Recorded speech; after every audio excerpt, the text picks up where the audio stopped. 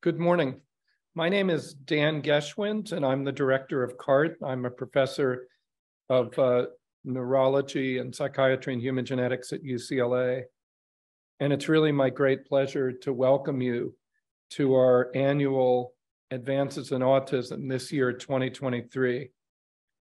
We're excited to be back in person. And for the first time ever, we're having this kind of hybrid format. We learned a lot during, during COVID, and so it allowed us to break out of our model and experiment. Of course, we've missed being in person, but we like to give people the possibility of being virtuals, especially travel and other issues. This year's theme really has to do with the mental health and co-occurring conditions of autism. And what we do is we have pre-recorded talks, which I hope people have listened to. And if you haven't, they're on YouTube and you have the links. You can ask if you haven't. But what we've decided to do is have the in-person, rather than us being talking heads, really having conversations, both with each other and with you in the audience to allow for these kind of interactions. I want to say, I have a co-MC, Dr. Susan Buchheimer, who is co-director of UCLA CART, and she's a professor of cognitive neuroscience and the Joaquin Fuster Chair in Cognitive Neuroscience. She is an extraordinary person. She's an extraordinary scientist and neuropsychologist who actually does, in addition to all of her research, clinical neuropsychology, and has a broad interest in the study of human cognition and how it relates to brain structure and function. She really is a leader in the field of neuroimaging in brain science, period, and in autism specifically. Before I get into some of the other stuff, let's, the housekeeping issues. So for the in-person audience, we're going to have folks with microphones that will come around, and you can, if you have a question, you just raise your hand. So very casual. And for our Zoom audience, you'll see a toolbar in Zoom. On that toolbar, you'll see a box called Q&A, and please type them into there. And then our moderators will be able to field the questions, because as you can see, the moderator has a screen. So we'll try to get to as much of the questions as we can, as time permits. During lunch and other times, we also will be around and hope to interact as well. You can view the full program agenda and information about our speakers on the CME website. If the pre-recorded talks, I think, are going to be available for about 3 weeks. And one of the things we're trying to do is actually place some of the talks that we've had in previous years up there for people to look at, although things like genetics and other stuff, it might not change from year to year, but some of these fields are rapidly advancing. So we try to keep the most current information up to date. So now, before we get into the main program, I have a couple other things that I wanted to share with you. First, I want to introduce CART, or the UCLA Center for Autism Research and Treatment. I've really been privileged to have many, and you're going to meet some of them today, really world-renowned, fantastic colleagues at UCLA working in autism.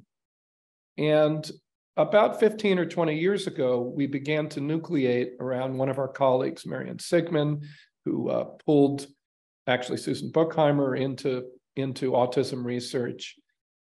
We began to nucleate, pulling in people from multiple disciplines, the School of Education, genetics, neuroimaging, cognitive neuroscience, child development, to create a true village to study autism in the multidisciplinary way that it needs to be studied. And because of that, I really think it's one of the leading centers in the world, because of the diverse expertise that we have and the way that we really do work together. We call it from cells to service. In other words, all the way from genetics and molecular neuroscience, all the way to giving and developing best practices for services for children, adults, and families. We also embrace the diversity of Los Angeles and global diversity.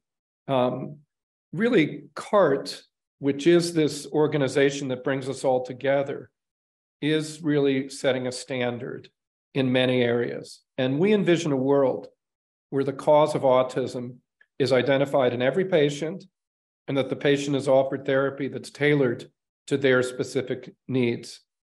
In some cases, it's accommodation. In other cases, it might even be some kind of pharmacotherapy or drug. So it's the whole gamut because we're talking about a very broad spectrum. CART research is repeatedly named a top 10 autism research achievement by Autism Speaks and other organizations and NIMH. We've been probably the most continuously funded. One of the things that really sets us apart is peer review, right? When we do science, we review each other's grants. And the only way you can get funding from the government, from NIH, which is our major funder for research, is by coming through the gauntlet of peer review, where you write grants and they get criticized by your peers. And by that as a metric, UCLA has been extraordinary in having more autism centers of excellence by far than any other center in the world. We have multiple programs, and please go to our website, but I will just mention a few. We have an outpatient clinic that's called the Child and Adult Neurodevelopmental Clinic, or CAN Clinic, that's directed by Amanda Gulstrud and Dr. Jim McCracken. We're providing multidisciplinary assessments and evidence-based treatments. The College to Career program, directed by Dr. Liz Laugesen and Dr. Amanda Gulstrud, aims to help autistic individuals transition from college to the workplace. They recognized about 5 or 6 years ago that we had maybe more than 100 students at UCLA, probably, we estimated 300 or 400 at UCLA who are on the spectrum. And yet, when we wanted to reach out and be able to, provide a service for them. So we felt that this kind of transitions are often the most difficult. And so moving from college, which is very structured, to kind of interviewing and, in jobs, was one of the focuses. And so Liz and her colleagues are developing evidence base and a program for that. It's the only program really of its kind on a college campus. Another item to highlight that's just been absolutely astounding is JASPER, the Joint Attention, Symbolic Play, Engagement, and Regulation that was developed by Dr. Connie Cassery, who's going to be moderating later today. These programs, again, where we're thinking from kind of early childhood or, toddler all the way through to adult transitions, is really what we're trying to represent here. I mentioned our focus on and our commitment and dedication to justice, equity, diversity, and inclusion, which has been a major focus, especially gaining traction over the last 3 or 4 years, but many of our programs have been in the community for far longer than that.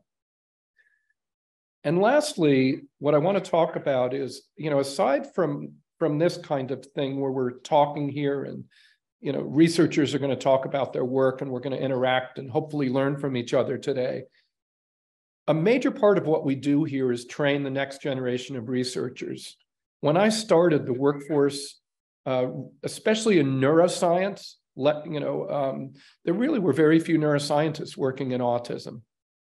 And one of our jobs working with actually Cure Autism Now First and then other organizations was to work with parents and to work with researchers and universities to develop a research workforce as well as a clinical workforce for the next generation, which clearly has to grow as we recognize that autism spectrum disorder is far more prevalent than it was previously recognized to be.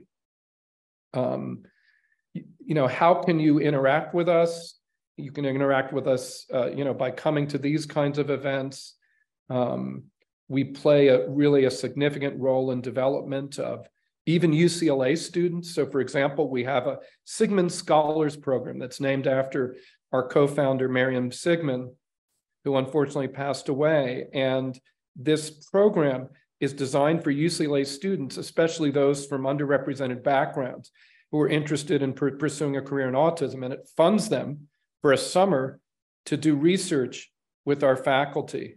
We hope to expand the program to include high school students and really inspire younger generations to pursue a career that's focused on developmental disabilities and more specifically on autism.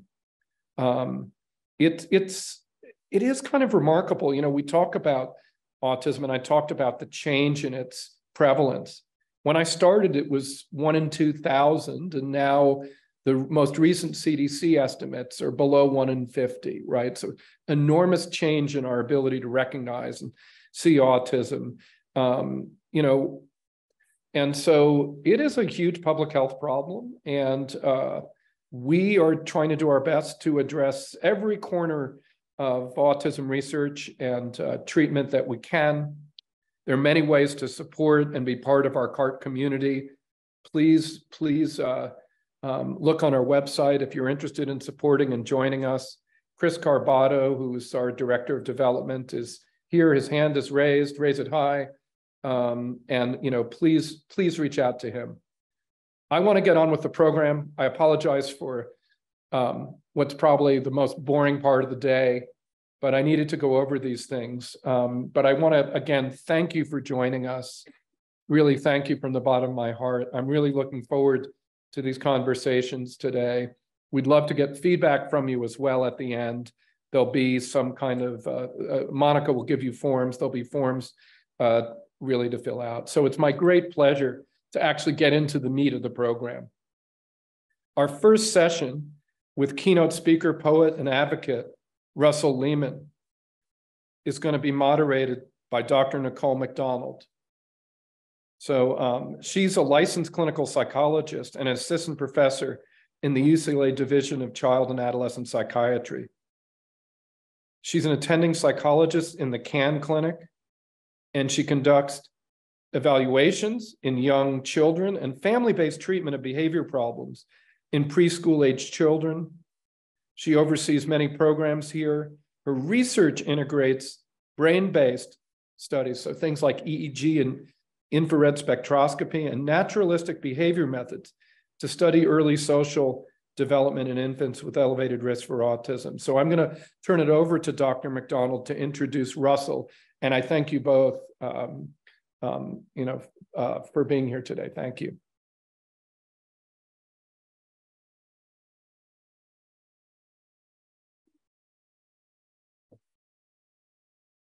For the introduction, can everyone hear me okay? Yeah.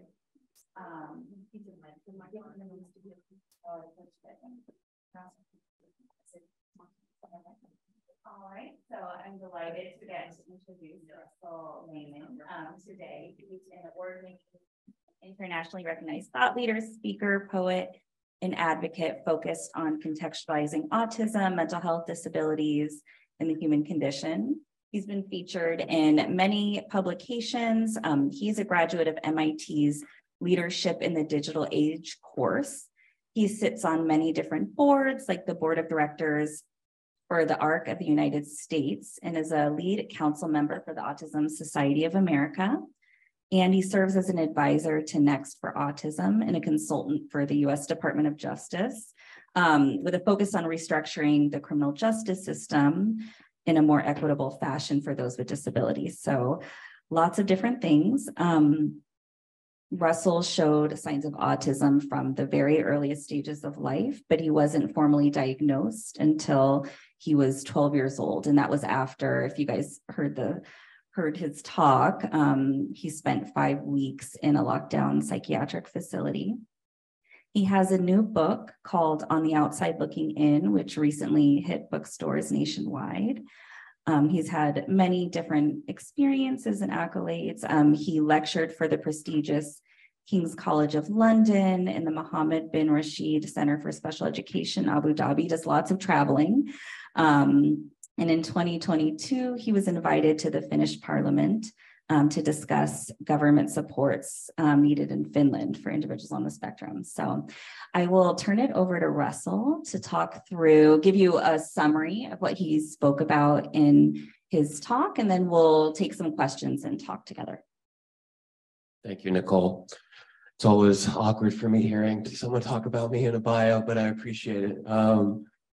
Yeah, my name is Russell Lehman, motivational speaker, poet, advocate. Like Nicole said, I was diagnosed with autism at age 12. It took 12 long years to get diagnosis and a lot of vehement struggle. And then even after my diagnosis, life didn't really get any easier because I wasn't now just that weird kid in the corner of the classroom. I was that weird autistic kid in the corner of the classroom, a word back in 2003 that a lot of people weren't too familiar with. To summarize the talk I had, it was about bringing visibility to invisible disabilities. I often say what you do not see is much more important than what you do see. Our brains prioritize, visual perception. And so unfortunately, but for in my case, unfortunately, when people see something, they tend to latch onto it and create mental constructs out of it without taking into account what they might not be visually perceiving, such as thoughts, situational context, anything that obviously isn't right in front of them. What we tend to focus on is behavior. So I have a lot of invisible disabilities. I have autism, I have OCD, depression, PTSD, I could go on. And oftentimes I am misunderstood in my personal life by people close to me and just society I encounter on the whole. And that's tough. I've only been fully independent for 2 years now, just about 2 years. I'm 32 years old. Moved to LA when I was 30. And this is the first time I've, been away from my mom. I was attached to my mom's hip at age from, birth to age 30. I dropped out of public school in the 5th grade at age 11 due to severe OCD and a lack of accommodations and just simple compassion from the school district. And spent 2 years at a specialty school. But aside from that, I took classes online until I got my GED and pretty much withdrew from the world and lived in very prevalent isolation. So I often say, and this is kind of the theme of my presentation, I want to paint a optimistic, hopeful portrait along with, the suffering that can be encountered with an individual on the spectrum. But I say life took from me everything I ever wanted, but in turn gave me everything I ever needed. And by that, I mean, during my isolation of, not living out my teens or not living out my 20s, when I was yearning to hang out on the weekends with friends or even to have friends, when I was, envious that, I couldn't go to prom because I wasn't even enrolled in school in real life. I was in school online. While those things were taken from me, it also gave me the time to work on myself. I had no one else to get to know other than myself.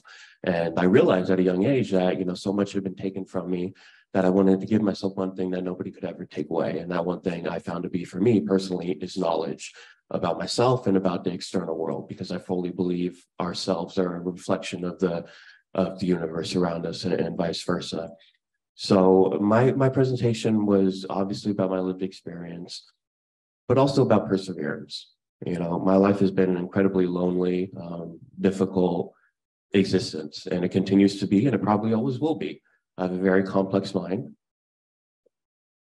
that not a lot of many people take the time to understand, and that's fine with me. But those that do take the time to understand, I grow very close with, and I form a very intimate bond with. And so my hope is that, for everybody on the spectrum and the families, that, they can have human connection, because I went so long without human connection, and isolation on top of a diagnosis can just exacerbate one's diagnosis and one's symptoms. And, I think, I live my life, I always follow my heart, but, I want to live my life where when I'm on my deathbed, I don't have any regrets. And I always think about the deathbed perspective. I think about, what am I going to think about when I'm on my deathbed? I'm going to think about the connections I made and the experiences I had. I'm not going to be thinking about that medical bill or this, that we stress over on our day-to-day lives. And so, yeah, I mean, that's kind of just an overall summary of a little what I talked about. I talk about the suffering that led to my success, and how, when we can, learn to suffer, we can actually suffer less because we can become more familiar with it. Thank you, Russell. That was a great summary. I thought to get us started, I know it was a relatively recent transition from living with family to living now more on your own in LA. And I was curious if you could speak about, because that's a difficult transition to make for anyone, but maybe especially in the context of autism and other mental health conditions. So how did you manage to make that transition? What helped? And would you have any advice for other people kind of in that period of life? Yeah, I mean, it's been a incredibly difficult past 2 years, a tremendous amount of growing pains, but I'm growing, right? I made I was up in Reno, Nevada before I moved to LA. And when COVID hit and I stopped traveling for my speeches and I was basically just stuck in Reno with no one but my mom, I realized like I had no personal life. I didn't have any friends. I just hung out with my mom. I lived with my mom. Sure, I traveled here and there, but I was still very much isolated. And I realized that, I still had a lot of untapped potential within me. And I knew that I was somewhat stagnating in Reno. And I needed to have a taste of full independence because that's what I've always desired. And that's, what the life I want and the life I deserve. So I kind of picked LA, I'm sensitive to weather, so I need sun. Obviously, these past few months haven't been what I moved to LA for. But my sister's in San Diego. My mom was up in Reno, but she was born in SoCal, so she actually moved down here recently to the Temecula area. And LA, I say I still don't know what I want to do when I grow up, right? Because speaking has been my only job. So I felt like LA was a great spot for opportunity, both personally and professionally. And it's been, like I said, a very difficult journey. And I decided to move to LA without knowing a single soul because, hell, I didn't even know a single soul in Reno, right? I had nothing to lose. And that's kind of always been my theme of accomplishments. I shoot for the stars because what do I have to lose? When I decided to be a public speaker, I was on disability living with my parents. I had nothing to lose. And so I have a lot of big goals. And the advice I give to people is baby steps. Baby steps have been the theme of my life's accomplishments. There's the quote by Confucius, it doesn't matter how slowly you go as long as you do not stop. And it's incredibly rewarding to take those baby steps to break our big goals into more incremental, achievable goals so that our chance of failure decreases, our chance of succeeding increases. And as we take each baby step, we can nurture that confidence within us to keep going once we do have a failure, because we've known we've, had baby steps that we've already accrued in our confidence. And so I always break things down to baby steps. If I wanted to move to LA, that was my big goal. So what could have been a baby step? Well, the baby steps were, trying not to spend as much time with my mom, trying to get used to what I was going to experience in LA prior to doing that, and in a controlled, safe environment, right? So if that meant, just going out to a coffee shop instead of spending the afternoon alone with my mom, just to learn to be comfortable being uncomfortable, right? So just baby steps. And if you can break those down, it's not easy to do because we all, want our dreams to happen like that. But patience truly is a virtue. And for me, it's been baby steps and following my heart. I'm a very passionate individual. I don't think I could ever have a 9-to-5. And, if I always say, if you follow your heart, you follow your passion, success will in turn follow you. So to not really go after success, but go after your heart, it can lead the way and it knows the way as well. Thank you. Yeah, I think that's definitely good advice, being able to kind of break it down into steps. And it sounded like you had good motivation to be able to kind of get to that end, which is helpful when you're kind of overcoming any anxiety or reticence or just kind of the big mountain in the way. You speak a lot about your mom. I'm a mom of 3 boys, so that's heartwarming to me. How have you guys navigated this period? And was there anything you can think about of what your mom did on her part that could be helpful for other parents out there, helping their kid kind of get to this point in life? Yeah, the biggest thing for my mom is obviously she totally accepted me, right? But the biggest underlying foundation that she built for me was one of compassion. The etymology behind the word compassion means to suffer with somebody. Oftentimes we see somebody struggling and we kind of want to help them and solve the situation and fix the situation. And those, those times can occur, but a lot of the time, all I need at least is some passive support. Like, I don't need you to intervene during a meltdown, because you can't stop a meltdown for me anyway.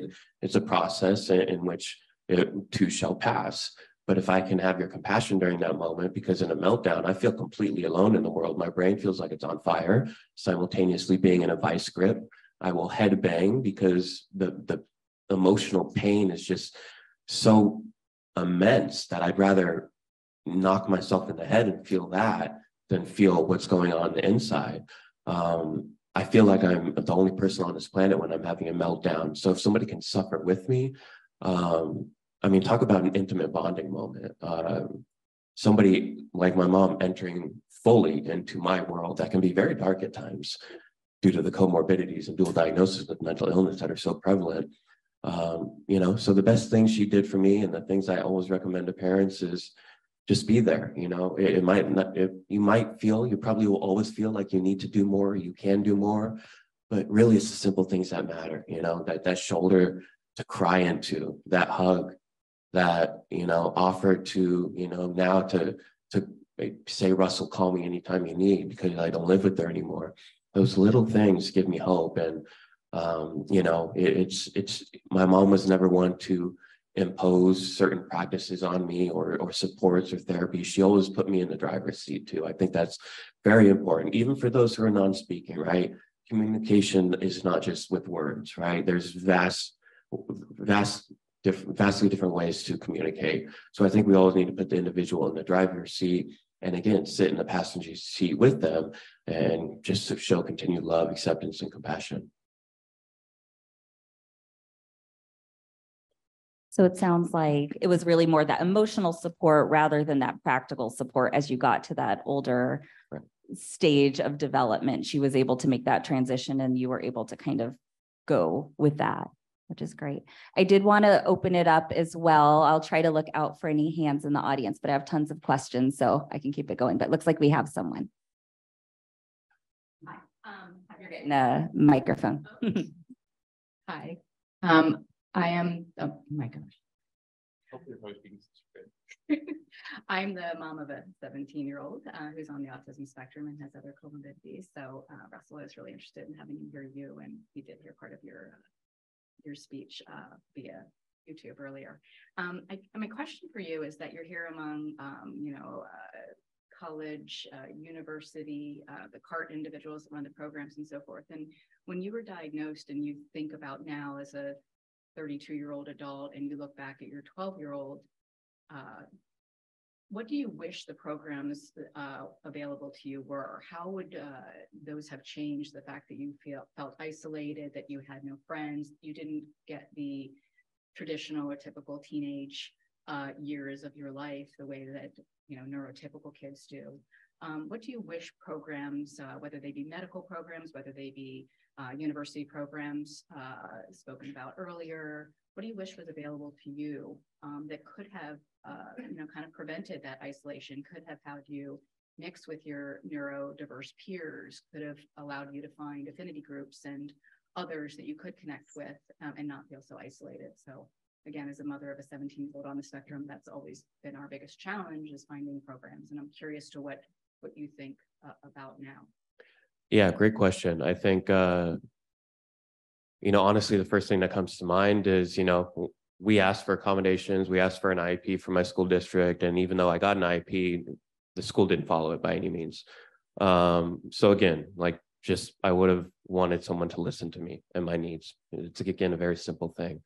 They might have even listened to me, but maybe they didn't integrate it. They didn't hear me. They didn't see me as a human. They saw me as this odd kid in the corner of the room with his hood up, sucking his thumb, not making any eye contact, and not speaking. So they, again, latched onto that visual perception and thought I was lazy, so therefore they didn't want to help me.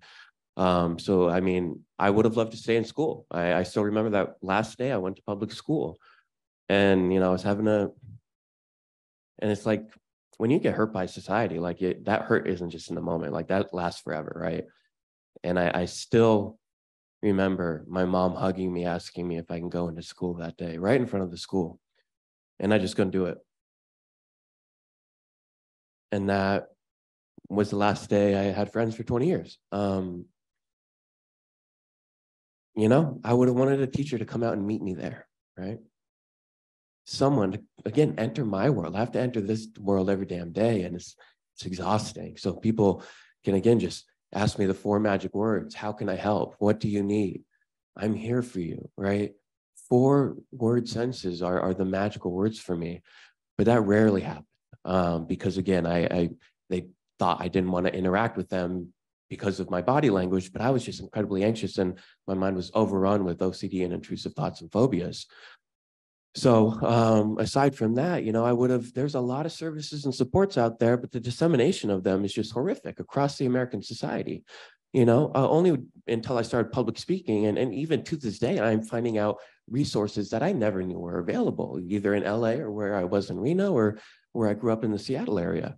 You know, I would have loved going and learning about vocational programs at Voc Rehab. You know, I would have loved peer support groups. But nobody was telling us this existed as a family. We would look up on Google, but the internet wasn't nearly as fast as it is now 10 years ago. And we would just find these, you know, 3-4 person support groups that, you know, just weren't working out. No like actual professional support groups. So I would, you know, I say dissemination because I think the supports are out there, but they're just not being, they're not accessible. And another one I would really like to have loved is to be a part of it is sports, right? Basketball was the only thing that gave me peace in my life. You know, I would go out and play basketball 4 hours a day just so I could, you know, get out of my head that was so painful. And, you know, I always wanted to play, you know, team basketball. But again, the only way to do that was going through high school. Well, I took online classes. Like I wasn't able to do that. And so to have other bridges to socialization, just other than school, is what I still need to this day. You know, I've been in LA 2 years and, you know, I have 3 friends and they're very good friends. They're very close friends. But, you know, there are days if I'm not traveling that I don't leave my house for 3 days. Like I need support now. And again, I don't know where to turn. Like no one's coming to me with this information. I'll hear about it at conferences like this or other ones that I attend. But again, when we talk about individualized services and supports, like they're not going to happen unless people know about them, right? Again, we can have these amazing programs, but they're not going to do anything unless these individuals are aware that they can access them. That's a great they're point. affordable too. Yeah. Yeah, like just kind of sometimes it's someone there to hold your hand to be able to kind of even know what's out there. And I think that's a lot of what we end up doing, but not everyone has even access to an autism person, an autism expert in some way. So exactly. And there's so many, I mean, it's, you know, it's consumer overload. It's like there's so many programs to choose from now too, that it's almost like you're so overwhelmed as a parent or an individual, like you don't know which one to reach out to first. It's just so overwhelming at times as well. Yeah, sounds like some go-between to help kind of make those linkages as well. So we do have a question online. So that kind of had asked about the person first perspective of autism. So you do notice you use kind of more with autism in a person first language. Some self-advocates will kind of prefer the, you know, autistic or a different type of language. And I think one of the things that brings up is sort of how do we get through the world? How much should the world be kind of accommodating versus kind of treating the person with autism? So there's kind of that tension there. So I was curious, kind of related to this question, you know, kind of how you came to your relationship with autism and the language that you use, and then how that's been with just talking with other autistic people in the community. Yeah, I mean, I use all the terms, you know, I'll use autistic sometimes, I'll use I have autism, I'll say I was diagnosed with autism, but I am not autism. You know, I know a lot of people out there identify with autism, but autism for me is something that, you know, again, it took a lot of things away from me, and it can be a very debilitating disorder. For me, there are times where I cease to function days on end, where I'm in my bed crying and sobbing. I do not like that. So autism has made me who I am, but it is not who I am. And I think we focus on terminology way too much. Like, you know, just ask the person how they would like to be referred to. That's what we need to do, right? But like, I've been at conferences where people question why I don't call myself autistic, which I do. But I mean, like, what's the point? Like, I honestly don't get it. Yeah, I know that some people have obviously different opinions than me, but I just want people to see me as Russell. Like, again, the most helpful people, when I have meltdowns, when my flights are canceled, and I have meltdowns at airports, my ass has been saved by strangers who knew nothing about autism. They just showed me human decency and compassion. If I had told them I have autism, that I'm autistic, it might have scared them away, because they're like, oh, I don't know what to help. I know how to help someone, but I don't know how to help someone with autism. So I think labels can get in the way a lot of the times as well, because it creates this otherness, right? It's like, I'm autistic, but you're not, and there's an otherness there. I just want to be Russell. Sure, I have autism. I do love autism. I call autism a gift. It's just really incredibly hard to figure out how to open that gift. It's 32 years. I'm still trying to get the wrapping paper off, but it's still a gift. But again, I don't have autistic pride. I have Russell pride, and I wish that everybody could have that, because when we shove autistic pride on individuals who've lived a very traumatic life, such as I have, from this diagnosis, don't tell me to be proud of my hurt. Like, I want to tell you what I'm proud of, right? So I think it's, again, about individualized. Like, ask the individual what you would like to be referred to. So I always say, call me whatever you want, but just call me with respect. Yeah, that's a great point. Just kind of leaving room for people to have different experiences and perspectives. And I think that's part of why it's great to hear from people who are actually experiencing autism. So I want to open up. I think we have someone in the audience. Hello, Russell. My name is Dr. Salem.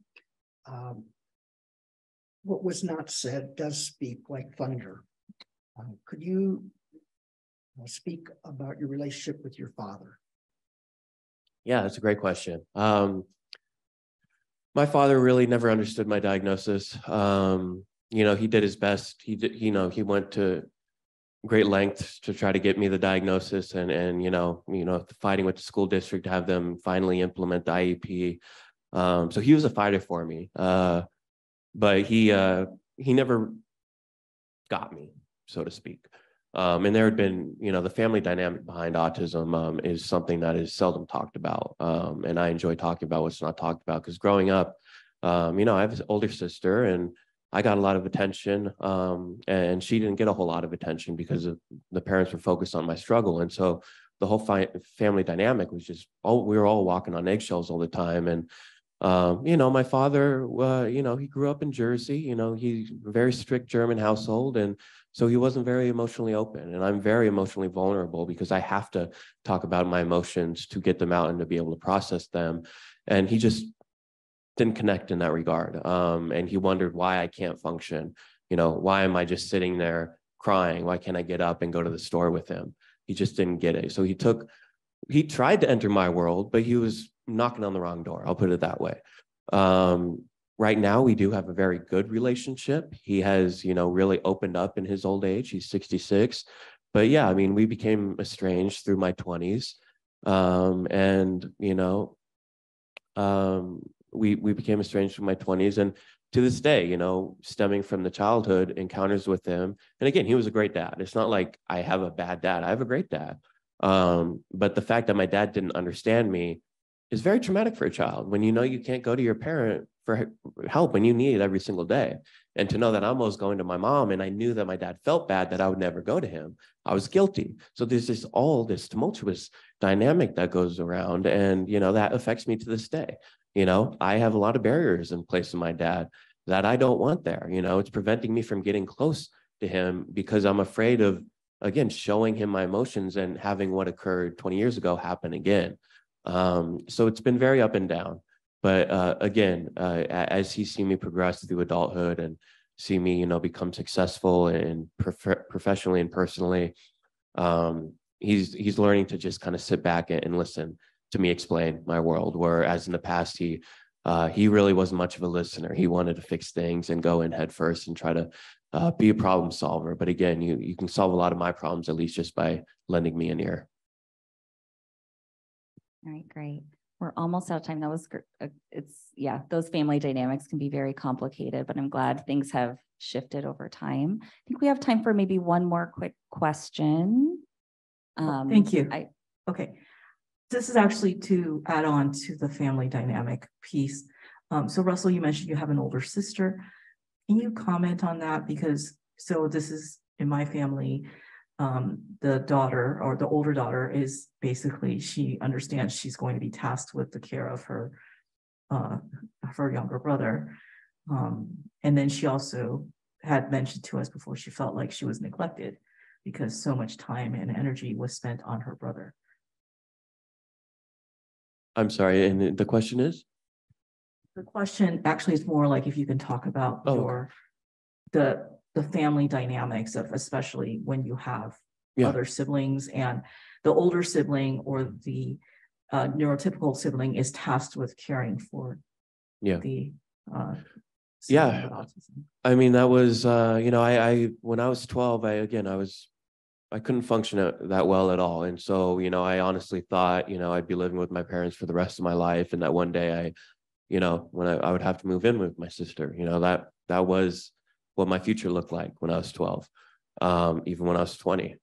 So my sister growing up was very, we have a family, we have a lot of, mental health struggles in our family lineage. And so she struggled in her own right, but she was very bitter towards me because, she thought, I wasn't getting diagnosed. So she thought I was faking my symptoms to get attention. And so she took a lot of anger from her neglection out on me, which we have a very great relationship now, but we actually haven't spoken in 3 weeks because I recently had a meltdown in front of her and she just insulted me. She's a beautiful woman, she's learned a lot, she's grown a lot, but she still doesn't get me. I thought she did up until 3 weeks ago. But again, she thought I wasn't showing up. She thought I wasn't putting any effort in when if she could just get a peek inside of my brain, I was giving my all to be there. Right. And then to tell me I wasn't showing up. So it's very back and forth. It's very turbulent. And of course, it's not right that, we have to ask family members to take care of, a sister shouldn't have to take care of their brother and vice versa. Right. I mean, I think, society has really let families down in that regard. There are very little supports to, again, like I could have used transition supports because when I was 20, again, I was thinking I might have to move in with my sister.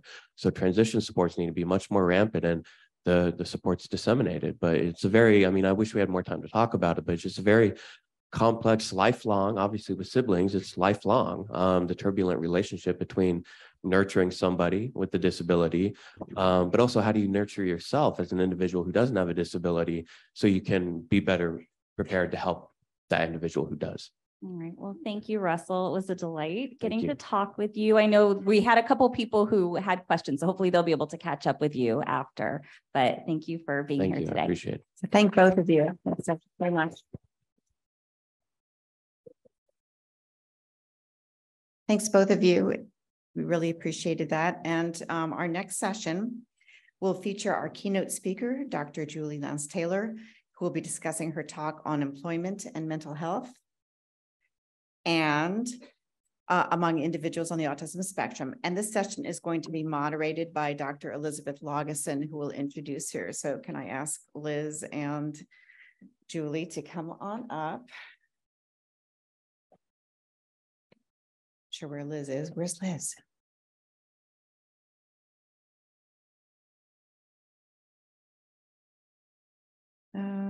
Okay. There she is. Okay. All right. So I'm going to introduce Dr. Lageson now, who is rapidly coming over with her caffeine supply. Okay.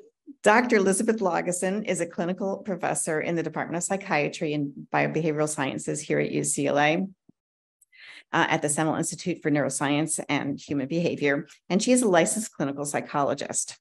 Dr. Lageson is the founder and director of our UCLA Peers Clinic, which is an outpatient hospital-based program providing parent-assisted social skills training for individuals from preschool to adulthood. Dr. Lageson is also the director of the UCLA Tarjan Center, which is our university center for excellence in developmental disabilities. And she's program director for the predoctoral psychology internship program in autism and neurodevelopmental disabilities at UCLA. Dr. Lageson has trained tens of thousands of mental health professionals, educators, and families worldwide and it's dedicated to developing and testing evidence-based treatments to improve social skills across the lifespan and across the globe. So I will turn it over to Liz to introduce Dr. Julie Lowndes-Taylor. Thank you so much, Susan. We could add addicted to caffeine to my list of, yeah, sorry about that. That was kind of funny. All right. So good morning, everyone. Nice to see you all here today. It's my pleasure to introduce Dr. Julie Taylor, who's an associate professor of pediatrics at Vanderbilt University, a medical center, and the incoming co-director of the Vanderbilt Center for Excellence in Developmental Disabilities. Congratulations. She also holds an endowed directorship in autism research at Vanderbilt. Dr. Taylor received her PhD in developmental psychology from the University of Notre Dame and completed a postdoctoral fellowship in lifespan research at the Weissman Center at University of Wisconsin-Madison. Her research focuses on understanding the factors that promote positive outcomes for adults on the autism spectrum and their families, particularly during the transition to adulthood. Dr. Taylor's research has been continuously funded by the National Institutes of Mental Health for over 10 years, with additional funding from Autism Speaks, the FAR Fund, and the U.S. Department of Defense. She is an associate editor for Autism, the International Journal of Research and Practice, and serves as a member of the United States Department of Health and Human Services Interagency Autism Coordinating Committee. So today, Dr. Taylor will be giving us a brief overview of her pre-recorded lecture, which focused on employment and mental health among individuals on the autism spectrum. And that brief overview will be followed by a Q&A. So please join me in welcoming Dr. Taylor. All right, and this is on. Everybody can hear me? Great. Well, let me start out by saying what a delight it is to be here. And I'm so excited that we have lots of time for question and answer, because that's always the best part, I feel like, of these meetings, is getting a chance to hear kind of what's on people's minds and what we've learned and what we haven't learned, which oftentimes is just as important what we need to be doing next. So I'll try to keep my overview brief so we have lots of time for that. So in my presentation, I talked about sort of two interrelated topics. I spent some time at the beginning just talking about, kind of from my perspective at least, what we know about employment rates and employment for autistic adults.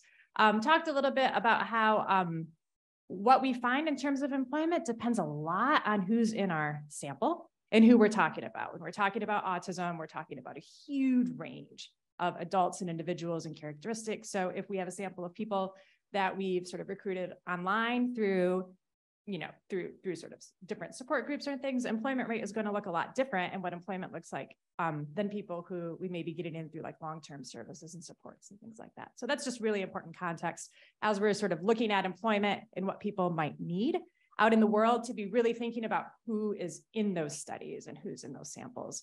The other thing that sort of is near and dear to my heart in my research program is thinking a lot about not only how do we help autistic people get into the workplace, but how do we help them be successful once they get there? And from a research perspective, we don't know much about that. A lot of our research is really focused on, getting a job, and a lot of our services are focused on helping people get jobs, and our interventions are focused on helping people get jobs. But what we've seen in our studies is that that's kind of half the battle, and getting the right supports and the right things in place to help people be successful once they get there is really a challenge for a lot of people. And I don't know that we're doing people a whole lot of favors if we understand how to help them get into the workplace, and we don't really know how to help them be successful once they're there. So that's something that we're really trying to delve into in our research, and hopefully more to come on that.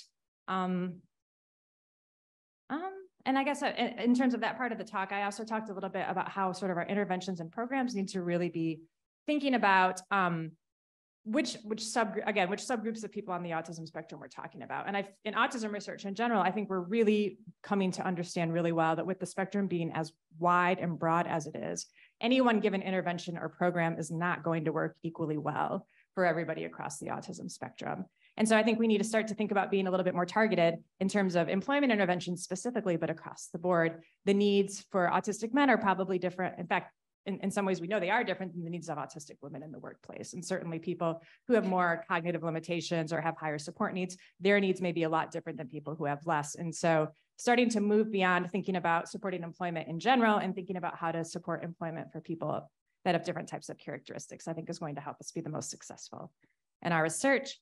And then I talked a little bit, kind of in keeping in theme with the theme of the conference, in what we know about how employment relates to mental health in this population. We know that in the general population, employment and mental health are really highly linked, and especially if people lose jobs. This is oftentimes linked to kind of additional mental health challenges. From an autism field, we haven't studied this much yet, but we know that there are really high rates of mental health challenges and there are really high rates of employment challenges. So it makes sense that these things might be linked.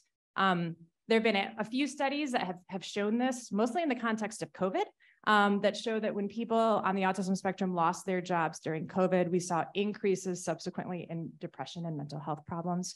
And then we also have some research that suggests that mental health may be related to employment difficulties. So going from that direction. So mental health challenges can make it harder in employment situations. Employment challenges can exacerbate mental health problems. And so I kind of ended the talk talking about how it's going to be really important for us to understand where to intervene in this cycle, and understanding when and how mental health might be making it more difficult in employment, and then understanding when employment really helps improve mental health and when employment can make mental health a challenge. I think that's mostly it. That was a great overview. Thank you. All right. So bridging on the comment you just made about gender differences, and also that you discussed in your pre-recorded talk. So just to give a kind of overview and a reminder to our audience, in case you didn't see Dr. Taylor's talk, in your research at the Weissman Center, you looked at employment rates of autistic adults with intellectual disabilities over a 10-year period. And you found that vocational activities became less independent over time, which I think was surprising.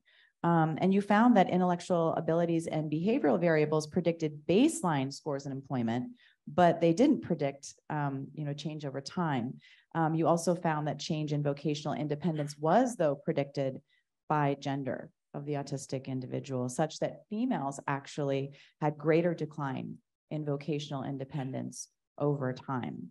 And you hypothesized in your pre-recorded talk that the needs of women in the workplace were different than those of men, and that females might need more support. You mentioned that earlier when they're employed. So I'd like to give you an opportunity to expand on those thoughts and these gender differences. Thank you. I think the gender differences are pretty intriguing when we think about what it's like to be a woman with autism out in the world. And this is sort of where I think we've come to in thinking about these. So that finding that we found a little ways back was kind of an incidental finding, let me say, which I think sometimes in research sort of make the most interesting ideas that you follow up later. So we had in a lot of our studies in the adult world, but particularly kind of in the work that I had been doing, like we put in gender as a control variable. We didn't have that many women. We thought, well, we should be accounting for this, but not necessarily expecting it to predict our outcomes or change things. And oftentimes it didn't. And when we look at employment at a single point in time, just is somebody working or are they not? Gender doesn't seem to predict that in our autism samples. But when we start to dig a little deeper and think about it, take kind of the next step in looking at that, gender keeps popping up over and over in our autism samples. In that study, it was that we saw sort of some slight decreases overall over time in sort of the independence in which these adults were working. But then when we looked at gender, the men were pretty flat, and it was the women who were declining over time. We had another study that was just looking at sort of across 7 time points, I think, in that study, sort of at every time point, was somebody working or were they not? And it was about 30% of the men in that sample, if I'm remembering that right, who were working at every time point. None of the women were working at every time point. And these were women in this particular subsample who didn't have children living. None of the women actually in the sample had children. So this didn't seem to be a childbearing thing. So we've kind of delved into this a couple of different ways and had a small grant to kind of follow up and do some secondary data analysis on a handful of related data sets to try to see if we could understand what might be different that could be informing sort of why we're seeing these employment differences. And kind of where I've come to with this is that I think being an autistic woman out in the world is different than being an autistic man out in the world. And we've had a handful of studies that show that, maybe 2, that show that sort of the same level of autism symptoms. So if you take an autism symptom measure and somebody gets a score of 36, whatever, I'm just making that up, but that is more impairing for a woman on the autism spectrum in terms of their day-to-day functioning than for a man. And this makes sense because I think the social context and sort of how gender impacts how people move about in the world, and the social expectations of that are real, and how we all operate in our lives. And so social impairments, but we're sort of, our hypothesis for this is that sort of the same level of social impairments actually can be more impairing for an autistic woman in the world than for an autistic man. Not that they can't be challenging for all, but that it really sort of, when you take sort of the gender context into account and social expectations, that actually sort of same level or severity of autism symptoms can make it harder to move about in the world as an autistic woman than for an autistic man. And so we're sort of following up on these and looking at this more directly, but that sort of is our hypothesis. So then I'm not sure how that, we need to think about how that might impact sort of interventions and programs, but just to know that, and to be kind of taking into account and thinking when we're interacting with people that we're not ignoring sort of the broader social context and what's going on for men and women out in the world when we're looking at sex and gender differences and thinking about how that might apply to autism. And sometimes we do. I think we kind of look at men with autism and women with autism, or boys and girls, and don't necessarily take the next step to think about, well, how do these differences or lack of differences sort of reflect what we might see out in the general population, and how might that be impacting things? Yeah, I mean, I think that also really points to your previous statement about the need for targeted interventions as well. I mean, I think since we're talking about gender, I think it's also important to acknowledge that there's great gender fluidity, particularly among autistic adults. And so I'm wondering also what we know about autistic adults who identify as non-binary with regard to employment rates and experiences, if anything. The answer to that right now is not much. And there's some, I think, some really, really nice, really rigorous work going on right now out in the field in terms of sort of sex and gender and autism and what that looks like, and even some work on how that might be related to mental health. But it really seems to be a separate line of research than the research that's looking at sort of outcomes and things like that. I think one reason for that is that you have to have really big samples to be able to look at something that is more frequent than in the general population, but still not occurring as much as what we might see. So we've started to look at some of this very descriptively with who we have in our samples, but I think it's going to take sort of a pretty big concerted effort to marry some of the really careful, great work that's going on in sex and gender with the work that's going on in outcomes in other areas, so that we can really understand what the needs are of this group, and to not group everybody together that's non-binary. And this is the other issue too, because the needs of people who sort of have different identities or different, are probably different from each other.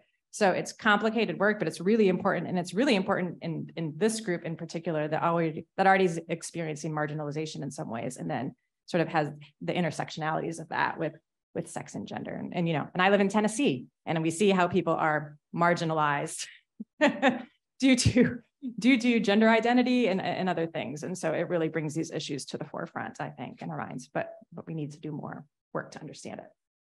Very true. Thank you.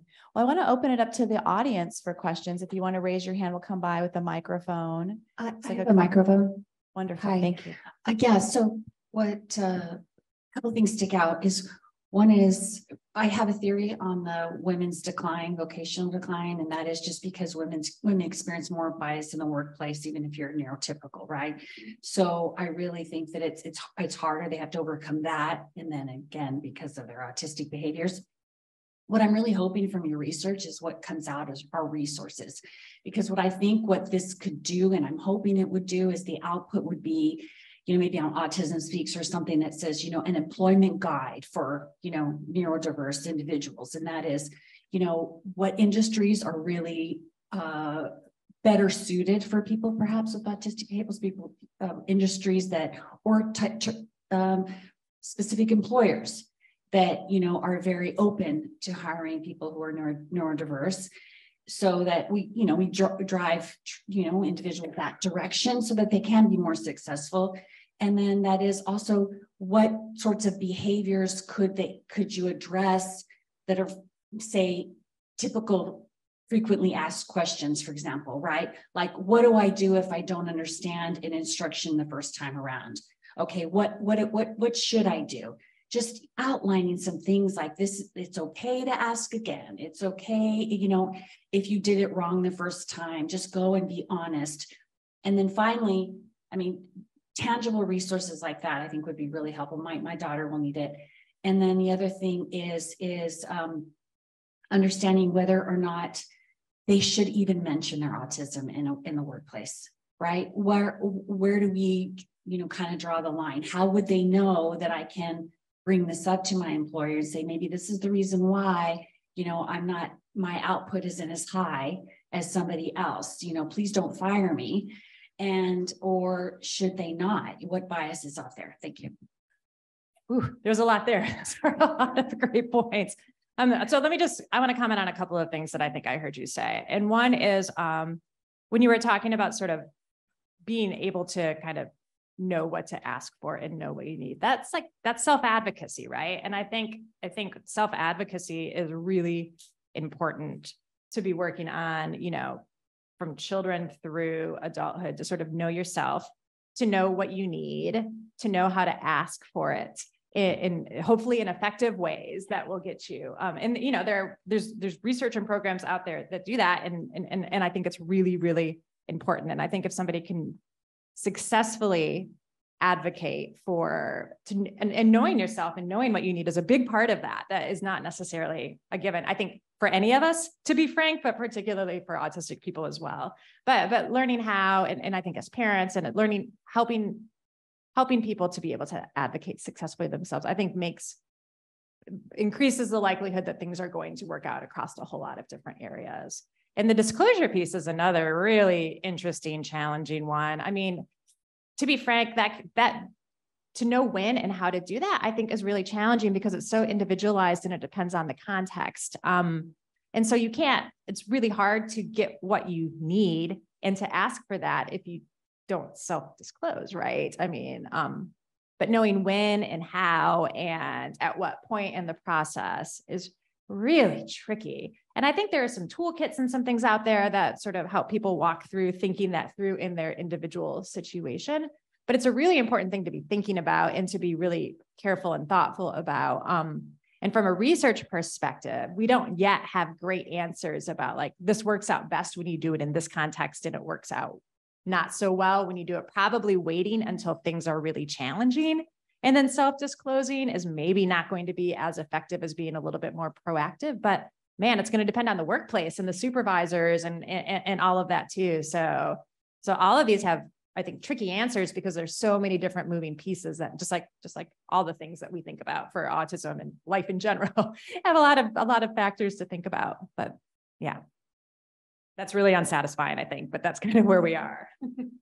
Yeah, if I could piggyback on that too. I mean, we talk a lot about this in CART, particularly our college to career transition program, and when to disclose a diagnosis, if at all, or condition, when to ask for accommodations. And one point I just want to make before we move on to more questions is that there is a process for doing that. We've researched that pretty extensively.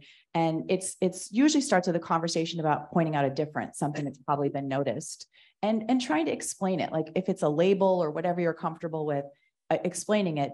And then also adding some sort of strength to the equation, because so often we focus on challenges, right?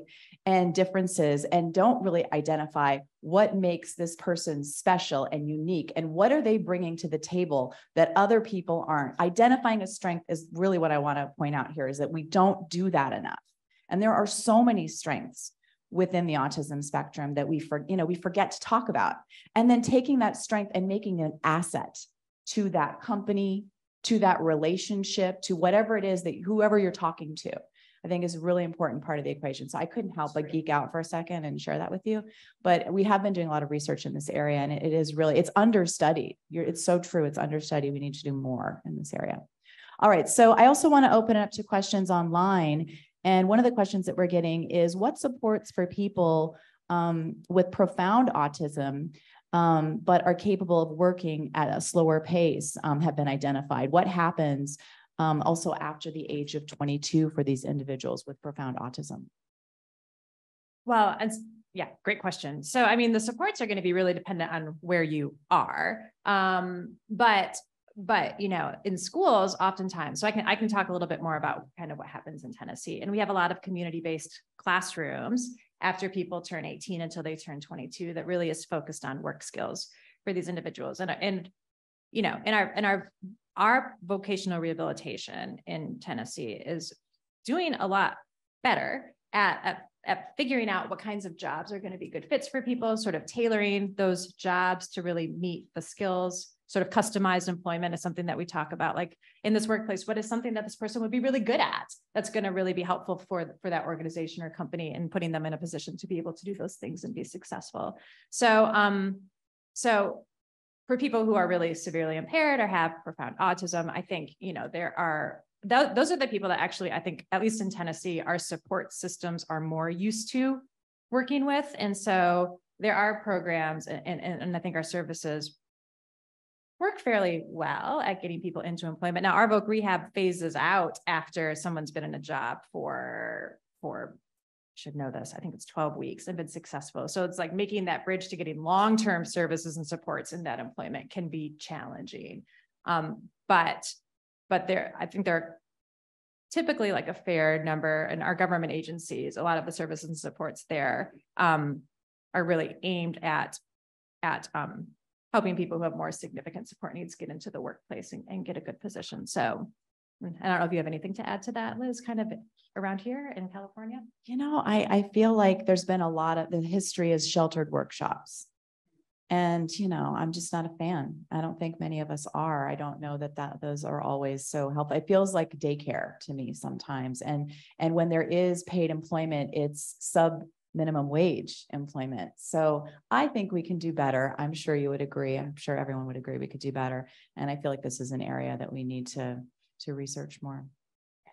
So I think we have other questions in the audience. Yes, we have a microphone over here too. Yeah. Hi, Dr. Taylor. I'm curious to know if your study or your research involved looking at those that actually had, you talked about intervening, those that had interventions earlier on, let's say in the high school years, and were in programs where they were identified on the autism spectrum or with other comorbidities, and they actually had programs around them for career or college readiness programs, and how that changed the outcomes of employment for those individuals. Because in California, and speaking again as a mother, and he's 17, right? So he's about to age out of the high school program. I'm not seeing a lot of opportunity for a public school districts that are intervening and saying, let's identify these individuals and let's support these individuals in college to career programs or high school to college programs. So does your study and research look at that and say, what are the outcomes for those individuals that did have earlier intervention, did have earlier supports, did go through a college or quasi-college program where they had either on-campus or third-party supports to help them with the adulting, the independent living, the executive functioning, the social intelligence, the registering with the Department of Disabilities on their campuses, or whatever. I'm curious about your research in that area. It's a great question. So we have only, until very recently, we've only looked at this really generally, looking to see sort of the level of inclusion that somebody's had in high school and how that relates to outcomes. We have a study right now that is ongoing where we are, there was a study that was a large study funded by the U.S. Department of Education that looked at sort of transition programming and a model transition program in North Carolina, in Wisconsin, and in California in the San Diego area. And they collected data. They did a randomized controlled trial, but that means that half of the people in that study had sort of business as usual, so what anybody else would have in schools. And they collected data for 4 years during the randomized controlled trial about high school programming and outcomes. Then they collected data one more time after they left high school to look at employment. And now we've been able to recruit people from that study into our longitudinal study of employment stability in adulthood. So we have that study is pretty new. We've just started, but we're going to have data on a handful of that group for 3 years, looking at how people are moving in and out of the job market over 3 years. And we're going to link that back to the very, very detailed, careful information on high school programming that was collected in this other study. And that was the point of us doing that and trying it was a lot of work and a lot of red tape and a lot of hassle to be able to pull people from that study into our study. But now what we'll be able to do is I think we'll be able to get really fine-grained at what kinds of programming a lot of these guys were getting when they were in high school, and trying to understand what of that seemed to be particularly effective as they were transitioning into adulthood. So, to do these studies takes a lot of time, right? Because that was a study that had been going on for 5 or 6 years, and now we're going to keep following it. So it takes a while to build up that data to be able to say these things that we're talking about. But my hope is that once we are, have that information, we'll be able to sort of pinpoint a little bit more and say these certain practices or these certain types of programs really seem to work well for this. These ones may be helpful for other things, but not so much for employment down the road. So more to come on that. I'm really excited to be able to talk to you about that, because it took a very long time for us to get all the pieces together to be able to do that. But we wanted to be able to address exactly what you're talking about. Well, thank you. I'm afraid we're out of time, but I hope that you'll be willing to stay afterwards, because there were a lot of people in the audience who wanted to ask some questions. So I'd like to thank Dr. Taylor and Dr. Lageson, and we have a 15-minute break now. So we'll see you back here at 11:15. Okay, welcome back from your break. In our next panel, Dr. Dan Geffen will moderate a discussion with our speaker, Dr. Leanna Hernandez, who will discuss her talk on a genetics first perspective of co-occurring sleep and neurodevelopmental disorders. So Dan will introduce her, and I shall introduce our fearless leader, Dr.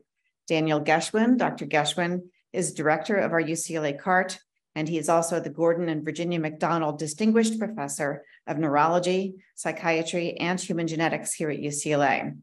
In his capacity as Senior Associate Dean and Associate Vice Chancellor of Precision Health, he leads the Institute for Precision Health, IPH, at UCLA. In his laboratory, his group has pioneered the application of systems biology methods in neurologic and psychiatric disease, with a focus on autism spectrum disorders and neurodegeneration conditions. His laboratory has made major contributions to identify genetic causes of autism spectrum disorders, defining the molecular pathology of autism and allied psychiatric disorders, and he's worked to increase diversity in autism research. He's done a million other things as well and received many, many awards, but we'll be here all day if I go through that. So thank you, Dan, very much. We definitely can't do that. Thank you very much, Susan. So it's my great pleasure to have this conversation with my colleague, Dr. Leanna Hernandez, who's an assistant professor in the Samuel Institute in the Department of Psychiatry and Biobehavioral Sciences. Leanna is really extraordinary in that she works at the interface of neuroscience and genetics. And especially for those of you who heard her talk, she's going to talk, she talked about a specific aspect of that, which is sleep. But Leanna's work really uses brain imaging and developmental neuroscience to kind of connect and to understand genetic risk for autism and other developmental disorders. She's really one of the few people trained in the world who has that kind of broad expertise across neuroimaging, developmental neuroscience, and kind of hardcore statistical genetics. So she's won several awards, even though she's just a junior assistant professor joining us. She won the Richard Todd Award from the International Society of Psychiatric Genetics, which is the Young Investigator, which is one of the Young Investigator Awards, and most recently from the Simons Foundation, the Bridge to Independence Award. Again, we don't have time for all the awards today, but so I'm really looking forward to having this conversation with her. And I guess what we'll start with, as we have before, is she'll give a really brief summary of her talk, just the key points, and then I'll ask a few questions, and then we'll open it up. So thanks, Leanna. Thank you for that. Is this on? Yes. Thank you for that really nice introduction. It's really great to be here today. So over the past few years, our group has been looking at the relationship between sleep and brain and behavioral development. And so we think that sleep is really important because it's critical for development in general. So physical growth, learning and memory, and motivation, but also because it's often disrupted across many different types of neurodevelopmental disorders, including autism, ADHD, and anxiety. And so there's also some research to suggest that increases in sleep-related problems are associated with more frequent behavioral symptoms, so things like repetitive behaviors and sensory issues. And so it's really become clear that sleep is one of these domains that is having really widespread impacts on daily living, both for people with autism and their families. The good news is that sleep is highly treatable, and so there are a lot of behavioral and environmental changes that one can make in order to improve sleep. But one of the challenges is that we really don't have a great way of identifying people who are at higher liability for developing sleep problems, both in childhood and throughout the lifespan. And we also don't have very targeted treatments for people who begin to develop, sleep problems. So I think it's always also important to remember that autism isn't characterized by one defining behavioral feature. It's really a collection of symptoms and behaviors that come together to sort of form the diagnosis. And so, of course, we have our core symptoms of, difficulty with social communication, repetitive behaviors, sometimes sensory issues. But autism also often co-occurs with many other symptoms of neurodevelopmental disorders, including attention problems, anxiety, and depression. And so then sort of in line with this behavioral complexity, the genetics of autism is also very complex. So rather than one gene, underlying the disorder, there are many different genes across the genome that together sort of act in an additive fashion to influence the likelihood that somebody would receive a diagnosis. Autism also shows some genetic overlap with several neurodevelopmental disorders. So this means that the genes that increase a person's liability for autism also are associated with things like IQ and educational attainment, but also with some sleep-related problems. So things like self-reported tiredness and also being a more evening person. So being a person who likes to go to bed very late and wake up very late. So we see this genetic overlap in terms of the genetic variants associated with autism and sleep-related problems.